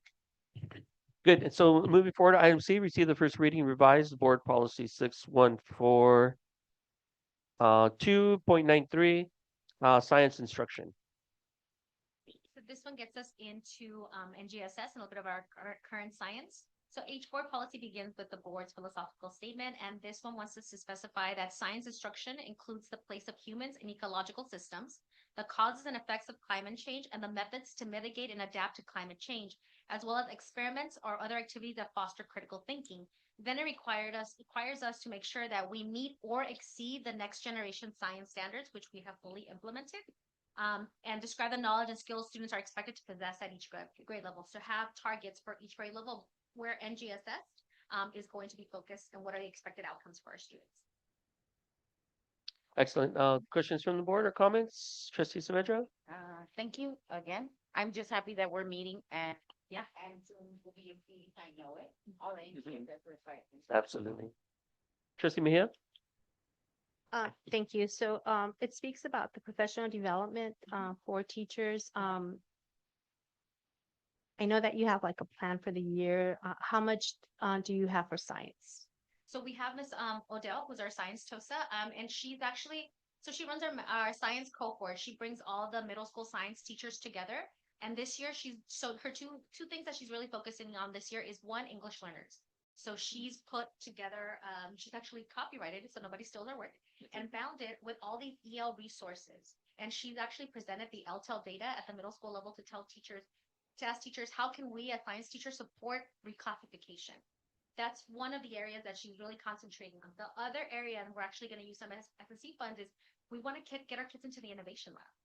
And so I know there's a couple of concerns with, proper behavior and the things they're doing. And so we're going to support with a little bit of extra manpower just to have another set of eyes. But we really want our kids to start doing experiments and hands-on, right? So she's doing that piece. In addition, she's doing a lot with EL. So she just came to me. We're sending teachers in January to the science conference that's going to be here in Los Angeles. So we're sending a group from the middle schools, representatives from the high school. We're also sending the new science teacher from Salazar High School. I believe we're sending elementary. And then she's also, I know she just signed up teachers for another science, LACO training for multi-language learners. So she's really trying to support that. She's also she's working with one of the high school teachers to write mini labs for the middle schools and for looking at it for elementary. So our kids, turn into little scientists and start seeing themselves in the role and really push them into more STEM. And so with our elementary students as well, we just scheduled additional PD for our teachers to work with our struggling students. And she's really excited about introducing, I don't want to say curriculum, but different lessons for our TK students. And we're planning to meet with our TK teachers in October. So she's working with our youngest learners, with their TK students, as well as our oldest students in the high school. So she's trying to service all our students and again, focusing with English learners. Thank you. Excellent. In addition, one more thing, she also joined Sal Castro on her own this year. So she's building different lessons that are connecting science.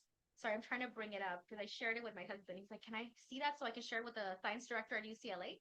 Because it's looking at Pico Rivera, but it's looking at it through an ethnic studies lens. So she's looking at urbanization, health, and redlining.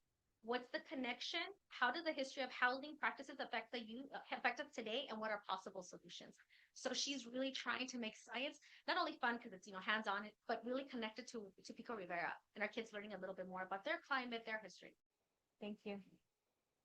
Excellent. Trustee DeFarga? That's all great stuff. Thank you so much. I don't have additional comments or questions. Nor do I. Thank you for the information. Receive the first reading revised item D. First reading revised board policy 6142.94 history social science instruction. So the updates here, and I'm really happy to see it, is the philosophical statement to expand it to include the governing board's belief that history social science instruction include a foundation for the appreciation of different ethnicities. the wise use of natural resources, and the responsible manage of personal finance. In addition, there's a couple of weeks that we need to embed. So for example, April 28th will now be Workplace Readiness Week, and we're going to highlight that aspect. And then for 11th and 12th graders, we also need to focus a little bit more for them because they're, about to graduate and join either college or the workforce, to make sure that they're getting information on their rights as workers, and are ready to, get into the workforce. Okay, open up for discussion. Trustee Saavedra, you good? Trustee Mejia? Yeah, so on the last paragraph, on this page, it states that the superintendent or designee shall regularly evaluate and report to the board regarding the implementation and effectiveness of the history, social science curriculum at each grade level. So, what would that look like, Dr. Villegas? So we have not had conversations related to this, but I think it would at minimum once a year we would be able to at least give an update as to the effectiveness of it. I would imagine once we have adoptions, we could evaluate the adoptions and see how that is going, and then on a yearly basis we would have some level of report to the board. What it would look like? Would it be serving teachers? Whether it would be looking at students and asking them, how they were been doing, looking at some data from that perspective. I'm not sure. I'll talk with cabinet about that, and then we can kind of come up with a plan. So I think for the next, for this year, maybe next year or the year after, depending on how long elementary takes, you'll have regular updates because we're in the process of adopting right now. So we're adopting at the middle school and the high school level for history, social studies, and I know Kisela, like Kathna, is going to adopt for social studies at the elementary level next. So we will, right now they're looking at 2 different programs, and they're piloting 2 different programs at middle and elementary. So we'll be reporting to you with the results, with the rubric, the whole thing that we do every time we do that. And you'll see the curriculum, how it's standards aligned, how it follows the framework, and we'll be able to give you updates not only on the adoption process, but the implementation and the professional development that we're providing for the teachers with the new curriculum. Thank you. Trustee Laporta? No questions or comments on this, but I want to give you kudos because at our conference last week, someone attended your presentation on ethnic studies requirement, and they were really impacted in the district, for their district, and they're moving it forward. So just wanted to let you know. Yeah, you're welcome. It's good to know when your work is being implemented at other places and they're really paying attention, and we're really doing good stuff here at our district. Giving a Rancho good thing. Absolutely. Yeah, I believe it's Santa Maria. Oh. So. And I know it was mentioned, but I would like to see the student input as well as the teacher input for when you're going to be planning to report back. Absolutely. Sure, include that in the presentation. Thank you so much, and congratulations once again. That's an awesome recognition. I believe that was the last one, so we're moving forward. Item 16 on the agenda, comments and reports by superintendent and cabinet. Well, thank you so much. We'll make this short, but a lot has happened since the last month we've been together, and we've had the back to school nights, and really it's been wonderful to visiting. I got the chance to go to many of the back to school nights, and it's wonderful to see not only the students but the families back, and all the great activities that are happening at the schools.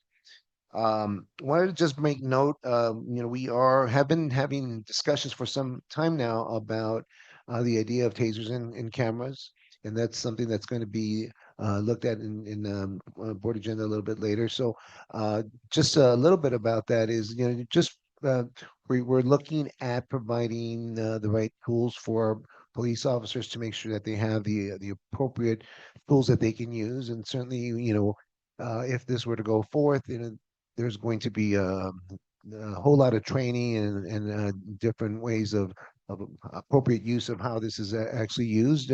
And next month, we are planning to have some town hall meetings to make sure that the community is able to understand, how this tool would be used for the police officers. So looking forward to that. But that's something that's up and coming, and actually having cameras for the officers is a different tool that we can have an extra set of eyes out there as well. Just an update, the NPR projects in 4 of our elementary schools are moving forward. There's been a lot of movement in that piece, and so we're hoping that those NPRs will be, at least 2 of them will be completed sometime in February. So again, that's moving forward. And the MPRs are the multipurpose rooms.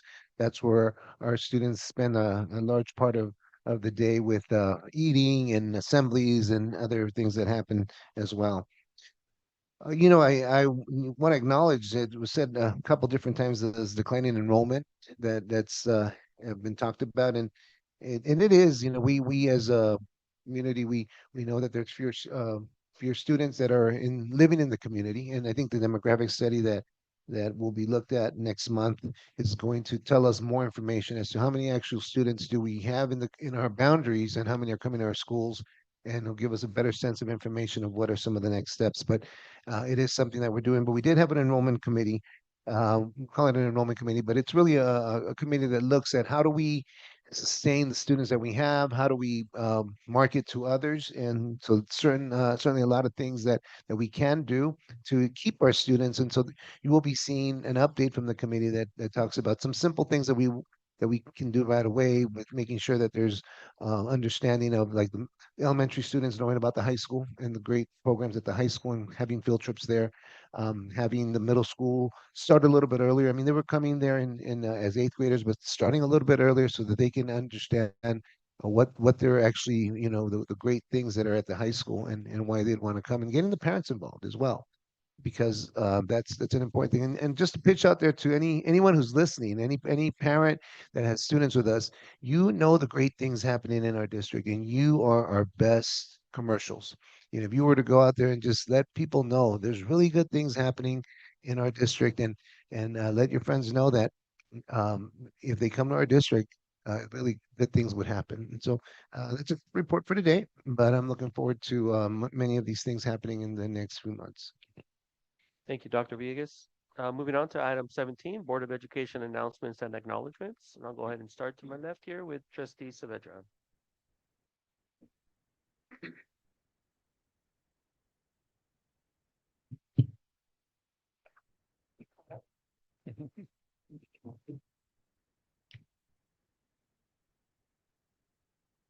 I'll keep it short so the microphone doesn't run out. Good evening, everyone. I'm so happy to see everyone. I was ill last month, so I missed a lot of stuff, and I'm glad to be back. I was able to visit a lot of the open houses. I hit, Salazar. You guys are amazing. I love your school. Um, I was there for the back to school barbecue, Durfee, North Ranchito, so many schools that I got to visit, and you see the parents and you see the students, and they're just doing amazing work and amazing things out there. I did also go to the conference that everyone it keeps talking about, and it's just you come back so motivated. Like, I wish I just won the Powerball and I would spend it all on you guys. It's it's just so many good ideas that you come back with. I talked to a lot of different school districts and what they're doing, and different town halls, and how they address their DAC and their DLAC parents to make sure that they keep coming back, and we're doing a really good job. And I know we're gonna continue on that path. I was able to make the first flag football game. Shout out to the Lafargas if you're out there. And the first football game, it was exciting. I can't wait to go to a few more. The field looks beautiful. I have been running into Principal Renteria with the adult school at different community events. So that's been nice to see her out there promoting the adult school. So if you have questions about the adult school, look them up online. They have so much stuff going on. One of the highlights from that conference was a lot of the classes that they have on, like, how to close the gaps um, in math, and transformative systems and different things that we can do. So again, I just want to wish everyone a good night. That's all I have. I always just speak because I write stuff down and then I never read it, and then I just go off, and then later on I say, oh, I forgot. I hear them and I'm like, oh yeah, I was there too. But I just want to wish everyone a good night and thank you. And I hope you guys are all having a great start to the year. Thank you, Trustee Mejia? Thank you. So many activities between last meeting and this one. So I could start off with the El Rancho football game at SoFi. What an amazing experience, not only for the football players, for the cheer, song, band. It was awesome. It was a very awesome experience for our students. And yeah, just like Trustee Saavedra, I attended the first football game versus Bell Gardens. I had the pleasure and honor of attending the first flag football team versus Pioneer. Back to schools was great. I just want to highlight Chef Luna's culinary class because they provided breakfast the following day for the senior sunrise. That's amazing. And Durfee's scavenger hunt was really fun at their back to school. These kids were, let's go, mom, let's go, dad, let's go to the next one, let's get stamped, and doing their data confirmation. And kudos again to adult school, to Miss Renteria. She was everywhere. I'm like, how did you get here so fast? But she's doing amazing things there. I also had the opportunity to view one of the cross country races that the SEMA Academy participated in. They're doing great, representing the district really well. Shout out to Mr. Perea for his amazing work that he's doing there. Participated in some webinars. There was a CDE had a literacy roadmap, which had amazing information. Another one regarding mental health, Together in Conversation, Together in Hope. And this one is regarding suicide prevention and awareness. Another one on adapting math curriculum for multilingual learners. So those were some of the webinars that I attended. Had the opportunity, thank you, Trustee LaFarga, for the invitation for the AYSO 603 opening day. That was really fun, and it's amazing to see the support of our students, that they come back and support their fellow soccer players, which is great to see the soccer teams there. The California Latino School Board Conference was great. It was my first time attending, and we attended in strength. We are 4 board members there, superintendent there. So we were representing, and we learned so much, so much. I think that the session that I liked the most was Left Out No More, Actionable Strategies to Elevate Student Voice. My voice is gone. Oh, there it goes. Student voice, empower at promise and tier 3 students and drive district-wide change. Mr. Delgado, I have some information to share with you, which it was great. Yesterday we had a LAXTA social mixer. Thank you, Trustee Saavedra, for attending. In El Segundo, we were able to meet with other trustees and have conversation and just fellowship with other board members. I do want to recognize American Legion Auxiliary 341 for their donation of 40 backpacks to Rio Vista Elementary. Thank you to Ms. Lori and Ms. Yvonne Perez, their leadership at the American Legion Auxiliary. Public service announcement. It is Library Card Sign Up Month. The theme is one card, endless possibilities. 2 more things, just it's Mexican Independence Day and Happy Hispanic Heritage Month. And the theme this year is Collective Heritage, honoring the past, inspiring the future. That concludes my report. Thank you. Thank you, Trustee LaFarga. Thank you. Is it Donnie? Donnie? Thank you for staying. I mean, this is really great for you to just kind of experience what happens after your report and the acknowledgement of our students. So maybe you'll be sitting in this seat one day. So just really appreciate you staying. And I know Abraham left, but I was glad when I looked at him. I said, all right, we have a male. And he acknowledged it after 10 years, right? There hasn't been an ASB, maybe since and it's funny you mentioned that. We were looking at all of the pictures that are up at El Rancho High School. The very beginning, it's all males till about, what would you say, Lil, about mid-90s? And I know Aaron was there prior to me in 88, but it's just a little bit here and there, and then all of a sudden, the 2000s, it's just all females. Yeah, so absolutely. But I mean, regardless, it's a very good thing. Now we're doing it equally, right? But it's good to see the representation. And Danny, definitely thank you for being here. We really appreciate it. Hopefully you're learning. If you have any questions, please feel free to chime in. Or if you have any comments, feel free to chime in. Definitely. Reclaiming my time. Reclaiming my time. Um, sorry, I had to say that. Sorry. That's what they say in Congress, reclaiming my time. Yeah, so thank you. I really appreciate that. And I think just the best board meetings for me are when we have our recognition of our students and their academic achievements or their sports achievements. So that fills our cup as a board. So that was great just to have parents and students here and family members today. Happy Hispanic Heritage Month. I hope all of us take an opportunity to learn something new about the contributions of Latinos in the U.S.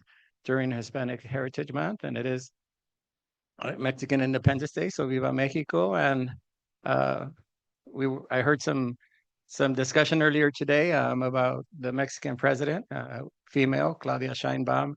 She made history as the first woman Mexican president leading the grito for Mexico. So that was awesome to see. And if you haven't seen the video, she had so much passion in doing it. So recommend you watch that on social media.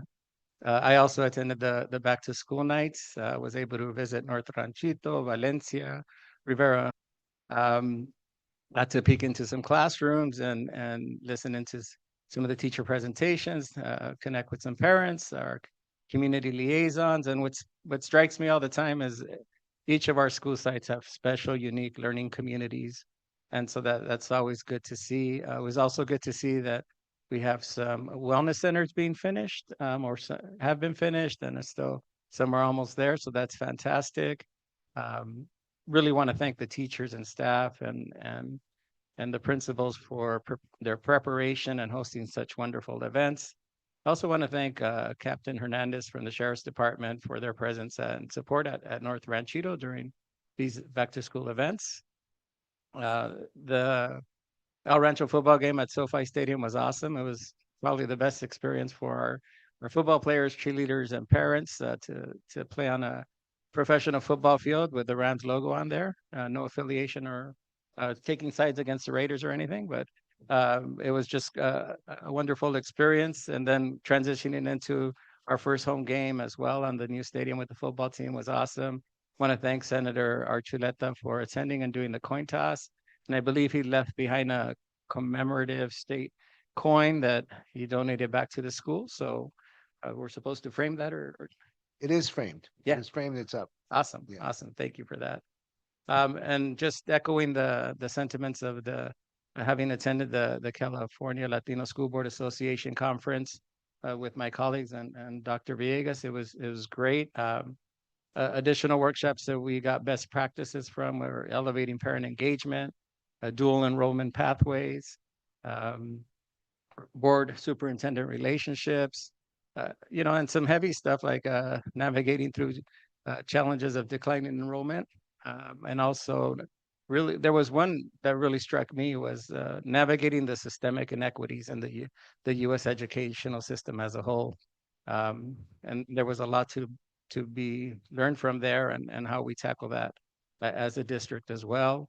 And I just shared with Ms. Chavez Diaz some professional development opportunities at the booth we visited, the grant that's available for literacy for teachers and some stipend that comes back from that. So great opportunity to provide PD for our teachers. And it was just great networking with our California Latino leaders in education.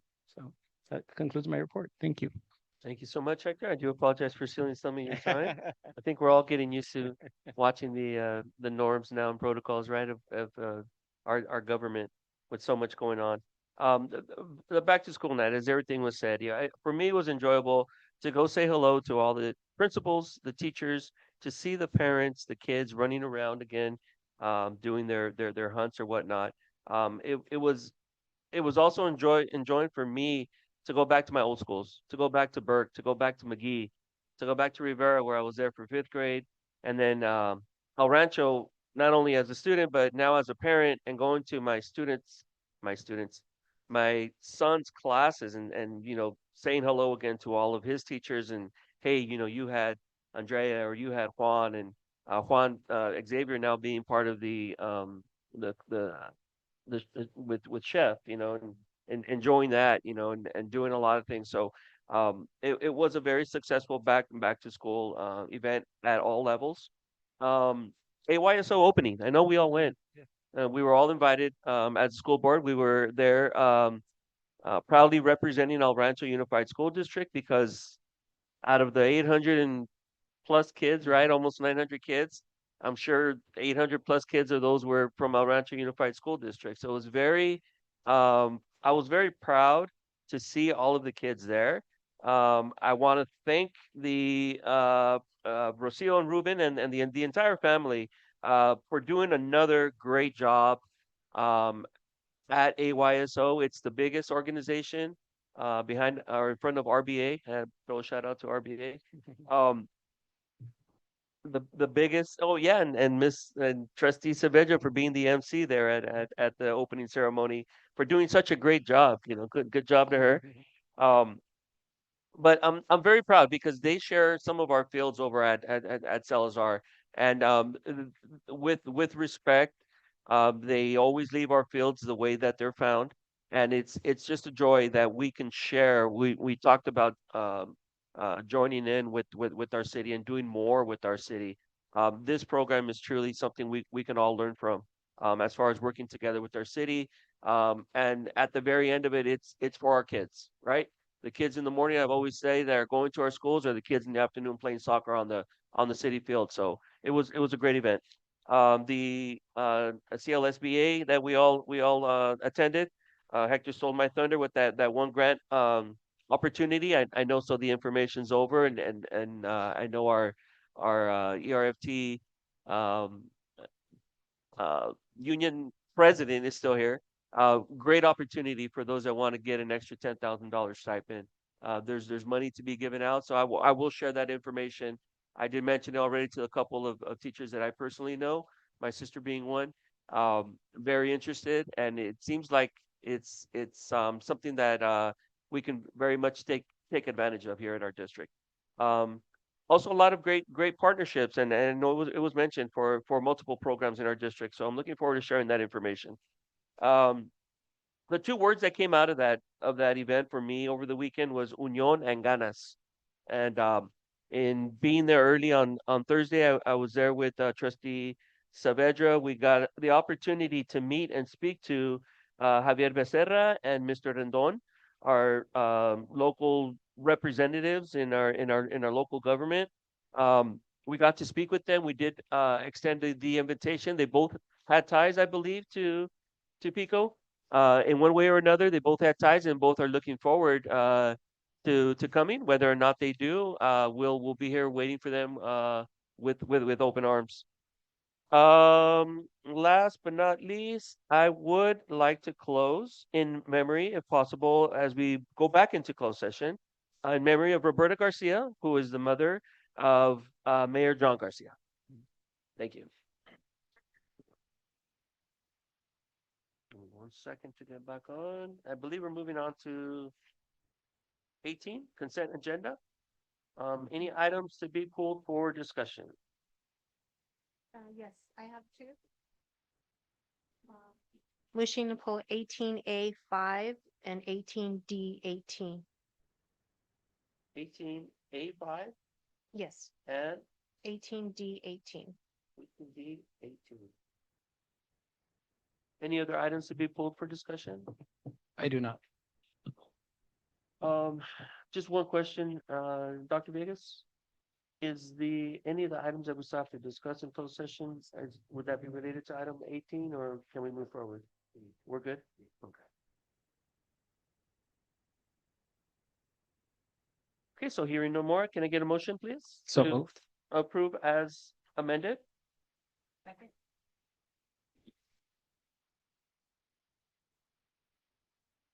Excellent. So go ahead and take a vote. Trustee Saavedra, Yes. Trustee Mejia, Yes. Trustee LaFarga, Yes. and myself, yes. Moving on to item 18A5. approve memorandum of understanding with day one. I'll move. Any motion? Second. Here and second by Forga. Open for discussion or Yes, comment? thank you. Yeah, this is a MOU with Day One. They're an amazing organization. I'm really happy to see this on the agenda. I just had one request. I would like to request a presentation of our students. I know that we had an MOU previously, and our students worked with the city on the Whittier project. But we never had a presentation. What was the outcome? And I know that they learned a lot. So I'm hoping that we can have a presentation once they complete this next round. This next phase. That'd be a great idea. I think they'd love to share the accomplishments because like you said, what I heard was that those that participated in it really learned a lot and really got excited about the possibilities. And some of them even looked for careers in those areas. So I think that would be a wonderful thing to add to it. And I know that they'd be glad to do that. Thank you. And obviously if there's consensus with the board. Yes. Yes. Thank you. That was it. Thank you. With that being said, go ahead and take it to a vote. Trustee Saavedra, Yes. trustee Mejia, Yes. trustee LaFarga, Yes. and myself, yes. Item passes. Moving on to item 18D18. That one is approve the amendment to the 2025-2026 Renaissance renewal quote for Renaissance services for El Rancho High School, El Rancho Unified School District. Can I get a motion? So moved. Second. Moved by Mejia, second by Saavedra. Open for discussion or comment? Yes, thank you. So we had a wonderful recognition today with all of our students here, and there could be more students here. We really do need that vertical alignment. We have AR at the elementary school, and I'm hoping that we're not getting rid of it. I know that iReady and as it was mentioned, iReady and AR are two different programs. And I don't think we should get rid of one because we have the other one. And that's kind of what I'm hearing right now, like at the middle school, that it's their AR books or their books that are being transitioned over, and it could work with both. So I'm hoping that we can have a discussion. We want to continue that love of reading. And the comments I've heard from parents as well is, well, I want to make sure that there's comprehension there. There's a test, along with the book, and they're able to track the progress of their students. So I don't think you need to separate them. I think both can work in tandem. There's a cross-reference sheet for the, I know that there's Lexile in there. Lexile and the ZP. Yeah, so it could work. But I'm hoping that can be implemented. I did request a item for a literacy plan. This could be part of that component. And again, you saw all the students here. There could be more. I know that there could be more. So I'm hoping that we can have that looked at and encouraged at the middle school, so they can continue to do that at the high school as well. And I know that we have an amazing librarian at the high school, but giving her the support so other grade levels can also do it, not just freshmen as well. Just giving them that opportunity, which goes along with our mission to create opportunities for growth and success. It goes along with this. So please consider that. Absolutely. We've been having conversations about precisely what you're saying, the efficacy of iReady and how that's taken some time and how that's different. It's to enhance the skills and to fill some gaps of specific knowledge. And the idea behind Accelerator, as you eloquently said, is about making sure that students are motivated to read and to be able to, beyond that, they're excited about reading and there's some comprehension. So they know that they're going to get tested at the end of it. And that's the way they earn their points. And so that's been happening in the elementary school. In the last several years, the middle schools haven't, the teachers haven't used that as much in the, hasn't been part of the curriculum for the middle schools. And then it comes back at the high school. And so I think that's a conversation that we want to have. And you're right. How does it fit in with the literacy plan, in general? What are the timeframes? It's certainly something that students can do. And we saw that there's middle school students that were recognized, and that's In this case, it's because they chose to go into the libraries during breaks and or at different times were motivated in different ways to continue with the reading. Um, but it's something that we even today we spent some time talking in cabinet about what would this look like? How could we make that happen? And Ms. Chavez Diaz, do you want to add to that?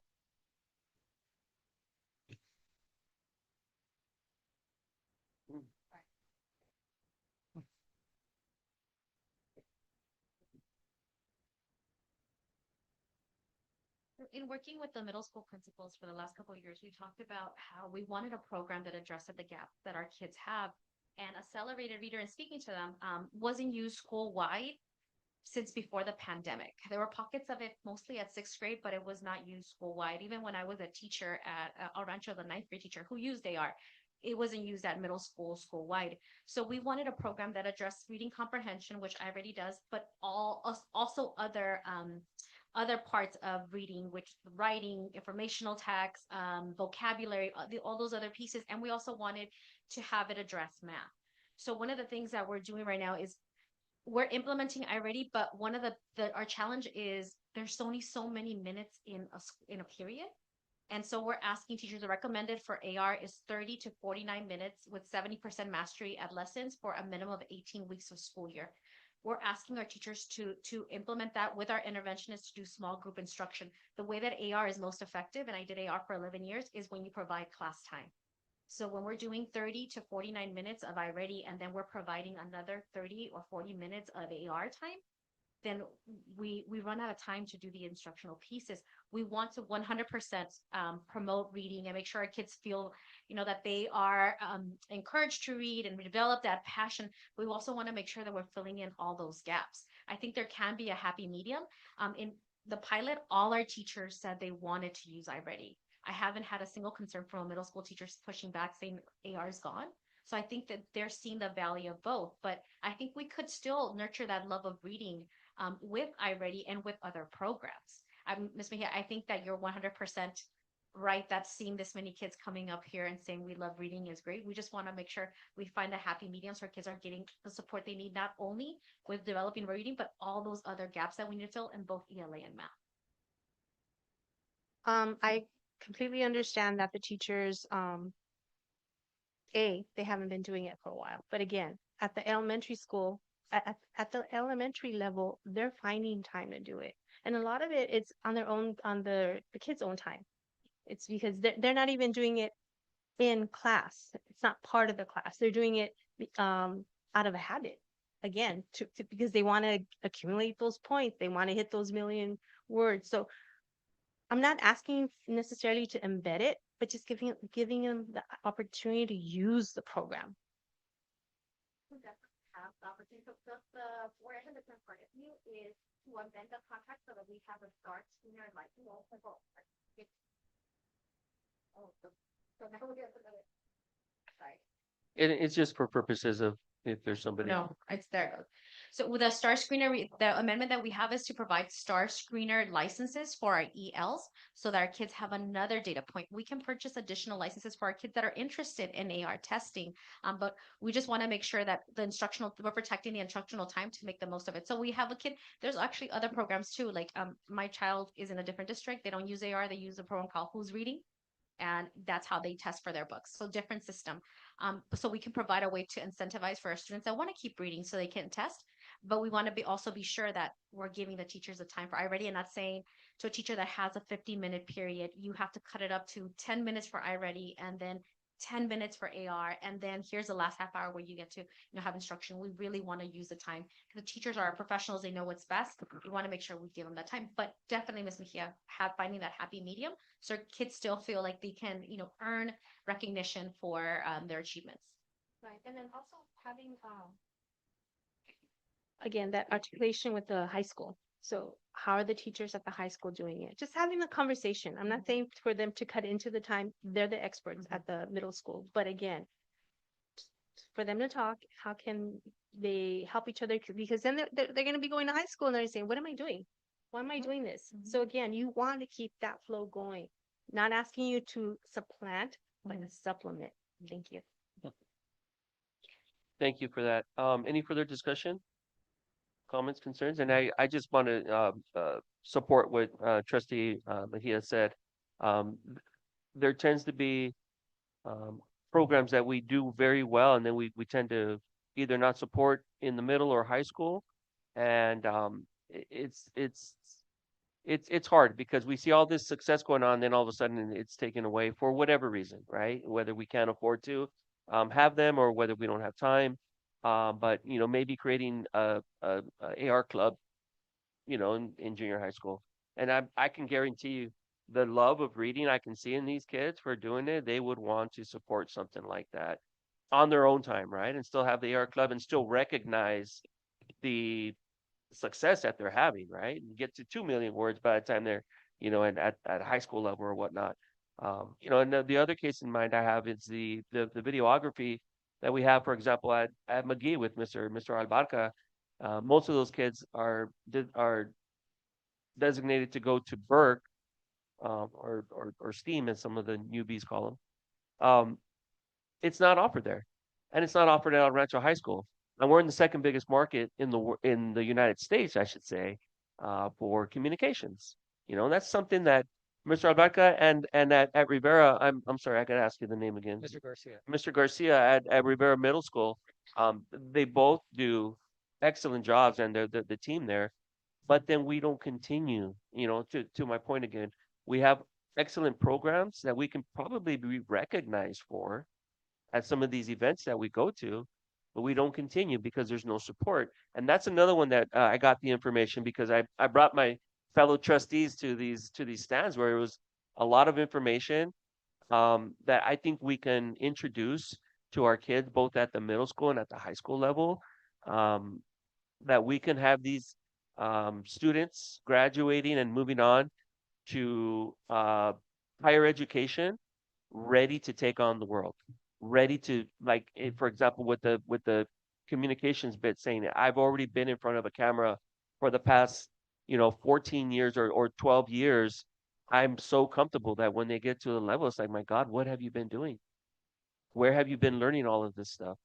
You're ready to report, as we see our students at Rivera and our students at McGee getting in front of these cameras and reporting, but we don't support such programs. So these programs that are showing success, for example, the $1 million and the AR, we do need to find a way, and whether it be an after school program, a club, at some level, it needs to be there. So I support it 100%. Thank you very much. Moving on. Oh, I'm sorry. We do have to take a vote on this one. So hearing no further discussion, I'm going to take it to a vote. Trustee Saavedra? Yes. Trustee Mejia? Yes. Trustee LaFarga? Yes. And myself, yes. Item passes 4-0. So moving on to item number 19, new business action items. Moving on to item A, Superintendent's Office, Global Adoption of the Rise El Rancho Unified School District Board Policies, El Rancho Unified School District 0 Series, Philosophy, Goal, Objectives, and Comprehensive Plans, 1000 Series, Community Relations, 2000 Series, Administration, 3000 Series, Business and Non-Instructional Operations, 4000 Series, Personnel, 5000 Series, Students, 6000 Series, Instruction, 7000 Series, Facilities, and 9000 Series, Board Bylaws. Can I get a motion? So moved. Second. Second, by LaForga. Second. And I'm just happy that we're at this point. It's been a long time coming in trying to revise these board policies. Though we're not perfect, and there might still be some adjustments that need to happen. And certainly as new changes come up every trimester, we're going to be looking at how that impacts the these and other bylaws. We're excited about the idea of just having a new adoption. So excited about that. We had that first reading, and now we're hoping that we get full adoption. So on this one, are we ready to adopt? So is this because I know we have an item that we're going to be discussing that's related to this? Do we need to get it pulled first before we adopt? If yes, if that's a consideration on that, then we could pull that particular bylaw. Yeah, so we could pull. There's the one on the personnel. Do you know the number of that one? That would be 4212.8. Okay. So we could pull that one.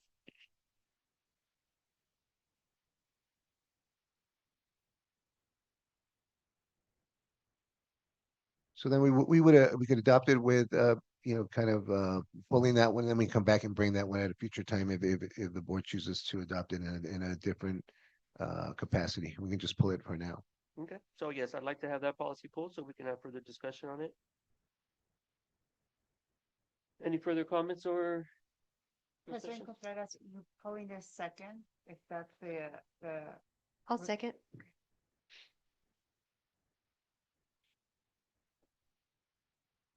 And I do have some comments. Trustee Mejia? Thank you. So just want to thank Cabinet and Dr. Villegas for their hard work on all of these policies. There were so many. So thank you for your hard work. I wish I could say it was over, but these get released quarterly. So again, I just want to make sure that we stay on track. And so I would like to request information on when the next rollout would be.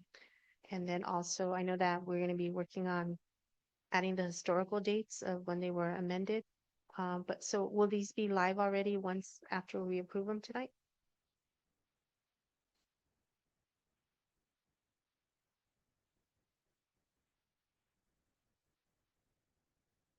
So in order for us to say that I want to review a certain policy, I just go to the agenda because what I'm going to be seeing online is not the latest one that we approved.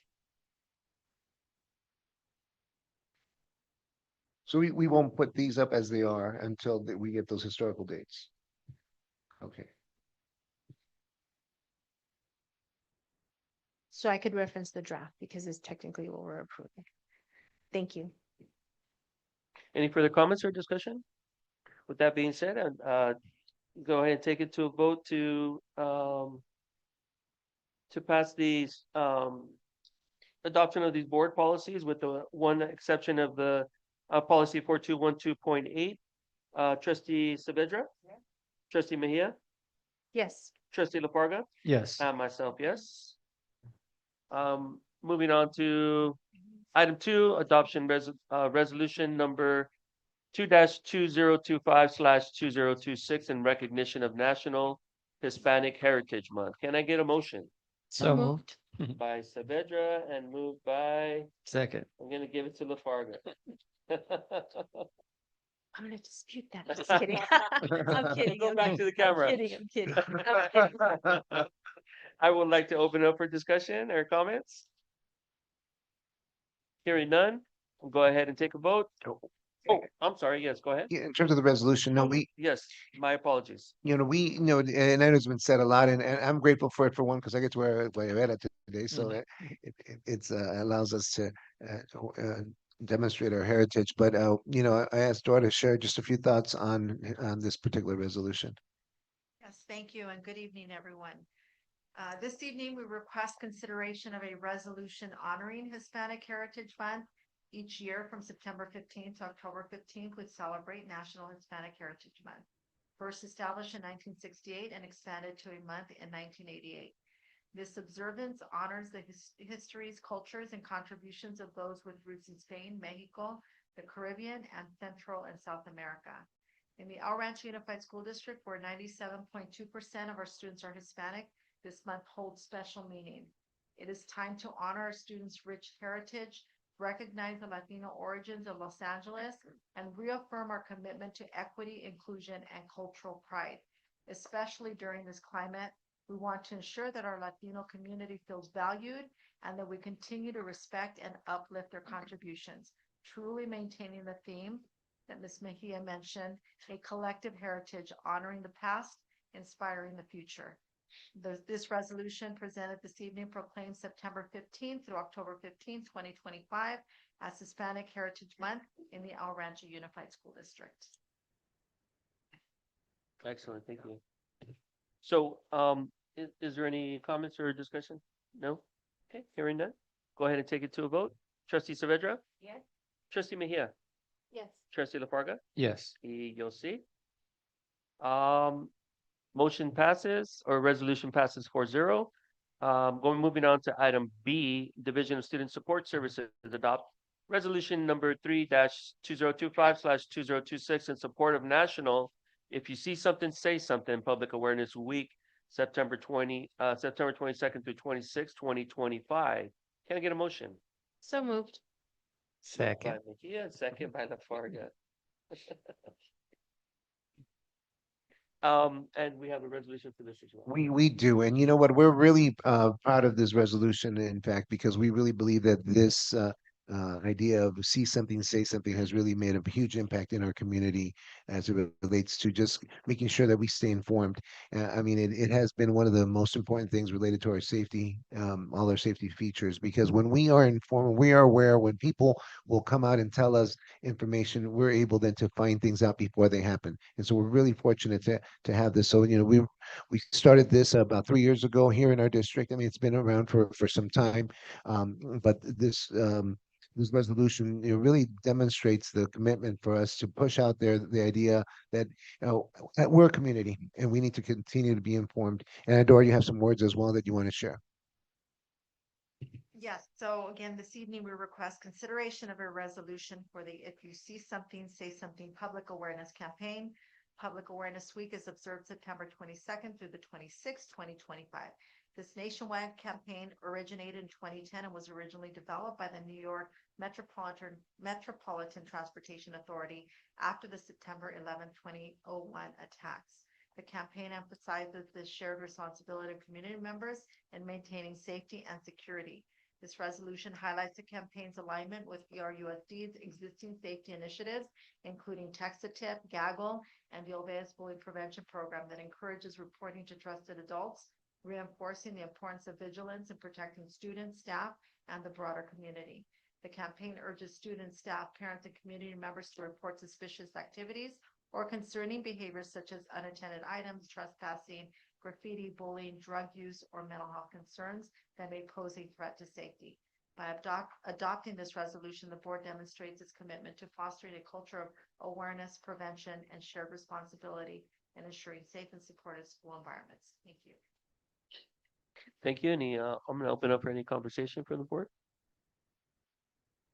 Trustee Lafarga? Yeah, I mean, I think this is just so important, given the climate that we're in on a lot of fronts. So we just gotta, as much as we can.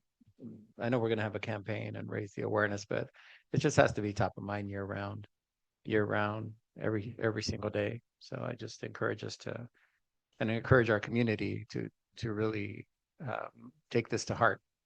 So just wanted to express my sentiments around that. Thank you.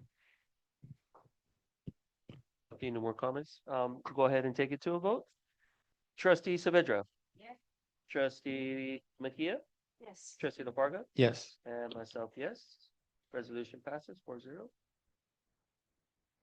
Moving on to Division of Human Services, adopt resolution number 4-2025/2026, authorizing fully credentialed teachers to teach in a class outside of their credential on the basis of California Ed Code 44263. Can I get a motion? So moved. Second.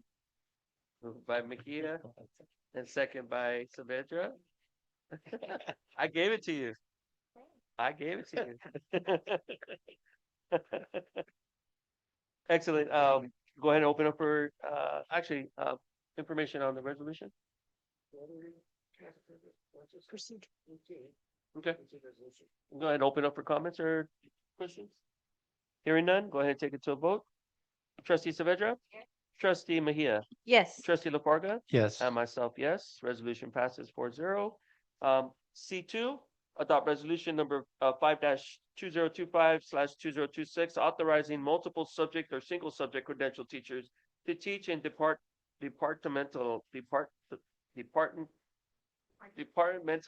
that's somewhere around there, right? Classes for, that's a tongue twister. Ed Code 44258.3.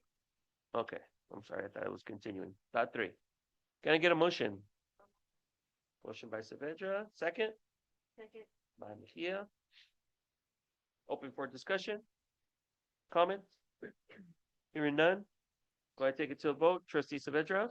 Trustee Mejia. Yes. Trustee Lafarga. Yes. And myself, yes. Resolution passes 4-0.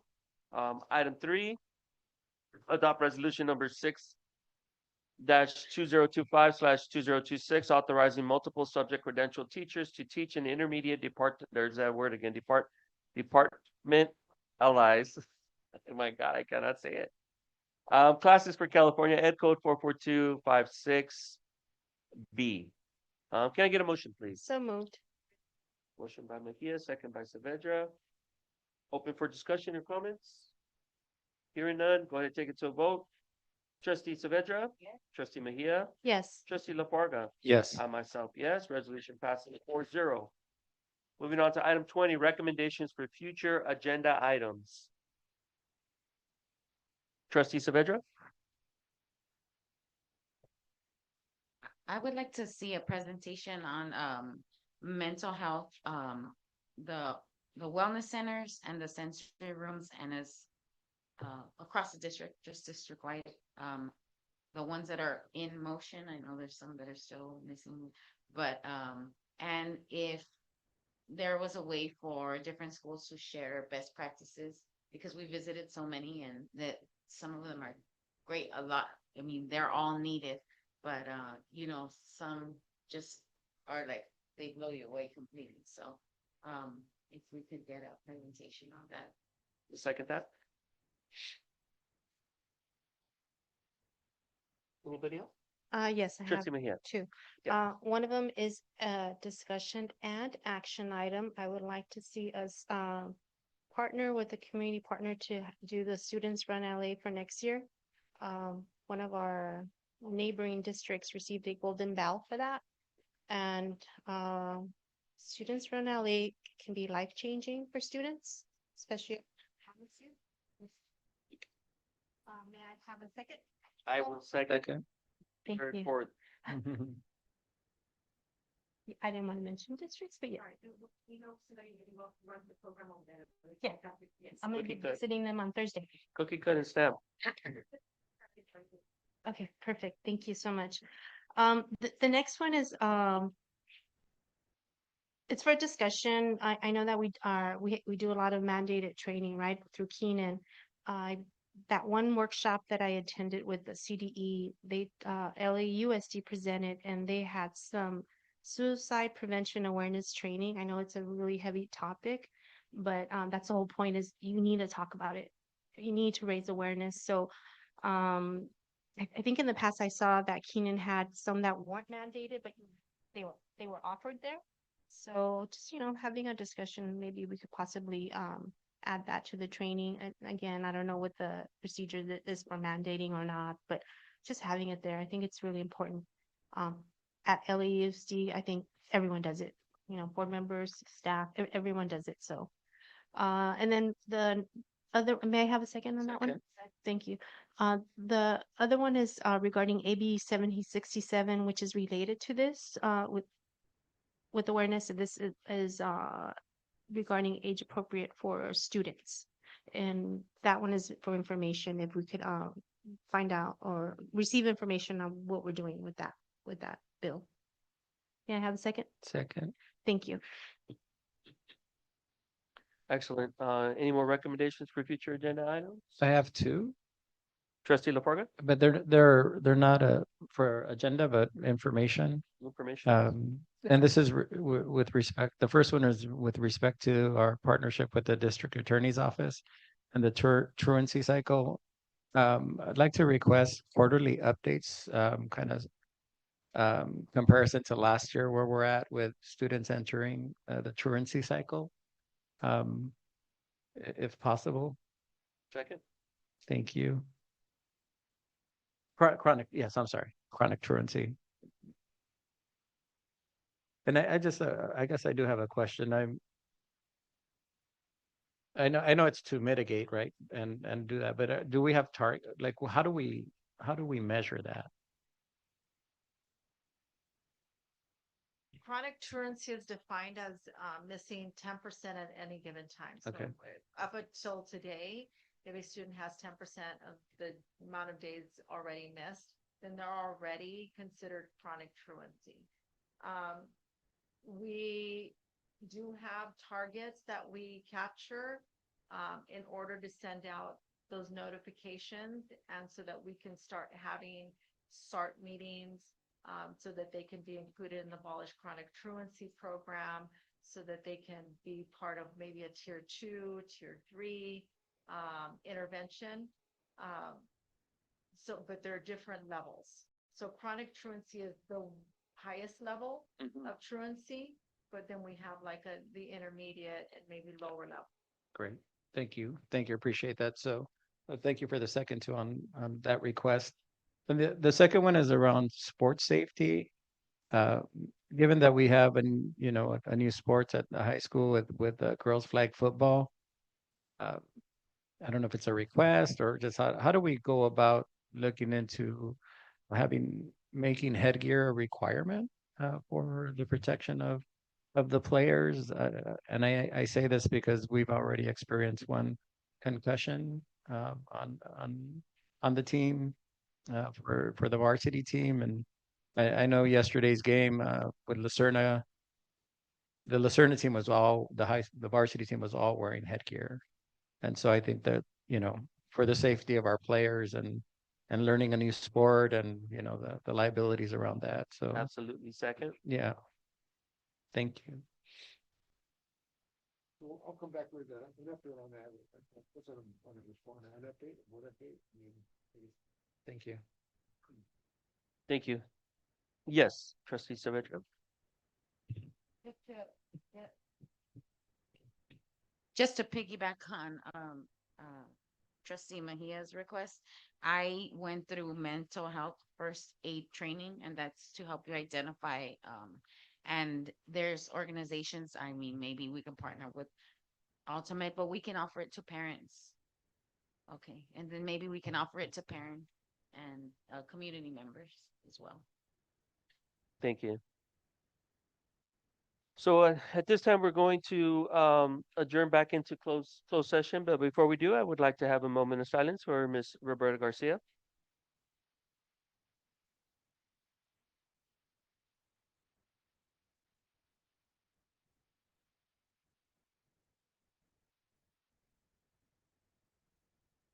Thank you very much. So we're going to be adjourning back to closed session at 9:04.